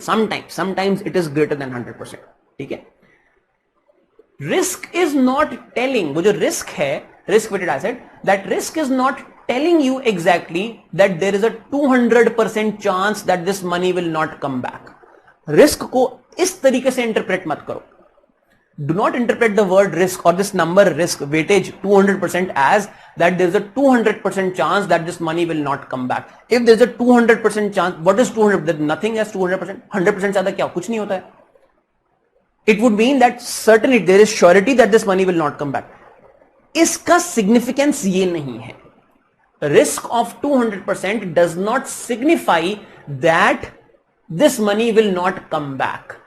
Risk of 200% is telling simply that your risk weighted asset should be 2 times this. और उसका एक proportion आपको रखना है. उसका एक proportion you have to set aside as capital. Simply this is what it is telling. There is no connotation whatsoever which tells that it means that there is a 200% chance that this money will not come back. Anushka, sir, in the example only CAR and provisioning were calculated. Won't it include CCB in set? Yes. मैंने example में CCB को calculate नहीं किया था, capital conservation buffer को. Example में जो मैंने table के ऊपर किया था, obviously it will include CCB also. CCB को थोड़ा मैंने पहले explain कर दिया था, तो उसको calculation में मैंने include नहीं किया. ठीक है? Mithun, sir, is there any relationship between NPAs and bad banks? How will NARCL clean bad banks? We'll discuss in next class. Next class में discuss करेंगे bad banks and NARCL. Akhilesh, sir, does bank capital available with the bank in provisioning includes deposits also or only profits of the bank? नहीं यार, बताया ना, deposit कैसे हो जाएगा? Deposit तो liability है. Deposit is not capital. Profit is bank's own money. Money which the bank started with the operations, that is bank's own money. Profit is bank's own money. These are parts of types of these are what is there in capital. Liability, that is deposit, is not capital. Suchitra, borrowed money can also be considered as tier 2 capital. Yes, I said Suchitra and Akhilesh as well. कुछ terms and conditions ऐसी हो सकती हैं. There can be some terms and conditions in which the lender has lent money to the bank and said that you are free to use this money in whatever way you want. आप इसको capital की तरह use करना चाहते हो, आप कर लो. You can use. Borrowed money, that is called as subordinate debt. It's less than normal debt. That debt can be considered as part of capital. Mitali, sir, what is the provisioned amount used for? It's not used for anything. Provision का मतलब ही ये है कि आपने side में रख दिया है. अब उसको लिखवाया था ना आपको, the term which you have written, not to be touched or not to be, it has set aside, it will not be used. It has been set aside, now it is lying somewhere else. There is no use of it. वो आपने रखा है side में for this very purpose that if money doesn't come back, you have got your own money from which you will be paying back your customers. It is for that very purpose. It is not used for anything. Not used for anything. That is what is meant by the term set aside. ठीक है, चलो. This let's end the class. अच्छा, और जो आपने बोला था with respect to teaching, with respect to change in faculty, देखो इट्स नॉट, पहली बात it's not my decision, it's the decision of management. दूसरी बात, this decision has been taken because there are multiple batches and I think it brings in more efficiency with respect to teaching. I think you should give open mind से you should, I think you should be ready to accept the teacher, whoever is going to teach you the other part. I think you should accept teachers with open mind. Please understand, as far as I am concerned, and I can speak for others as well. I should not speak for them, but I'll speak for others as well. But as far as I am concerned, we try our best to share with you entire knowledge what we have. All the knowledge, whatever we have, we try to share with you everything. Trust us, we have always had best of intentions while teaching you. अभी तो हमारी class नहीं हुई है, अभी तो एक और क्लास होगी, एटलीस्ट एक तो होगी ही, उसके बाद हो सकता है 5 और हो फिजिकल पॉलिसी की, 4 और हो फिजिकल पॉलिसी की class. But please go to the classes with an open mind. Please do not go to the classes with a predetermined attitude that you will not be able to adjust. Okay? Every teacher has their own teaching style. I have my unique style, somebody else has their unique style. Please do not go to the class. अगर आप पहले से ऐसी धारणा बना के जाओगे तो you will be at a loss. Please do not go like this. Fine. I'm sure within 1 or 2 classes, हमें भी स्टार्टिंग में कंफर्टेबल होने में 5-6 क्लासेस लगी थी. I'm sure many of you were disappointed with the manner in which I was teaching. Slowly and steadily we built a rapport. I think now because you have a good insight into the subject, 30 classes से ऊपर हो चुकी हैं, अब आपको वो adjust होने में समय नहीं लगेगा. Now you will not take that much time, 5-6 classes. I think at max 1 class it will take for you to adjust to somebody else's teaching style. I think at max 1 class. Please do not go with a predetermined negative attitude. That is what I have to say. ठीक है, चलो. We'll meet in the next class whenever it is. I think it's not आज तो sorry कल तो नहीं है class, देखते हैं. इस वीक मेरे ख्याल से एक ही क्लास थी आपके साथ. एक और क्लास होगी, एटलीस्ट एक और क्लास तो होगी. We'll meet then. Till then, take care everyone. Goodbye, good night. We'll see you the next time. Chat portal पे आपने जो क्वेश्चंस पूछे हैं, please try to answer those questions yourself. I have dictated everything. अगर नहीं होता है तो अगली क्लास में पूछना on the correct portal. I will answer them there. ठीक है, चलो bye bye, good night, so much, good night, thank you so much. We'll meet next time. Tata.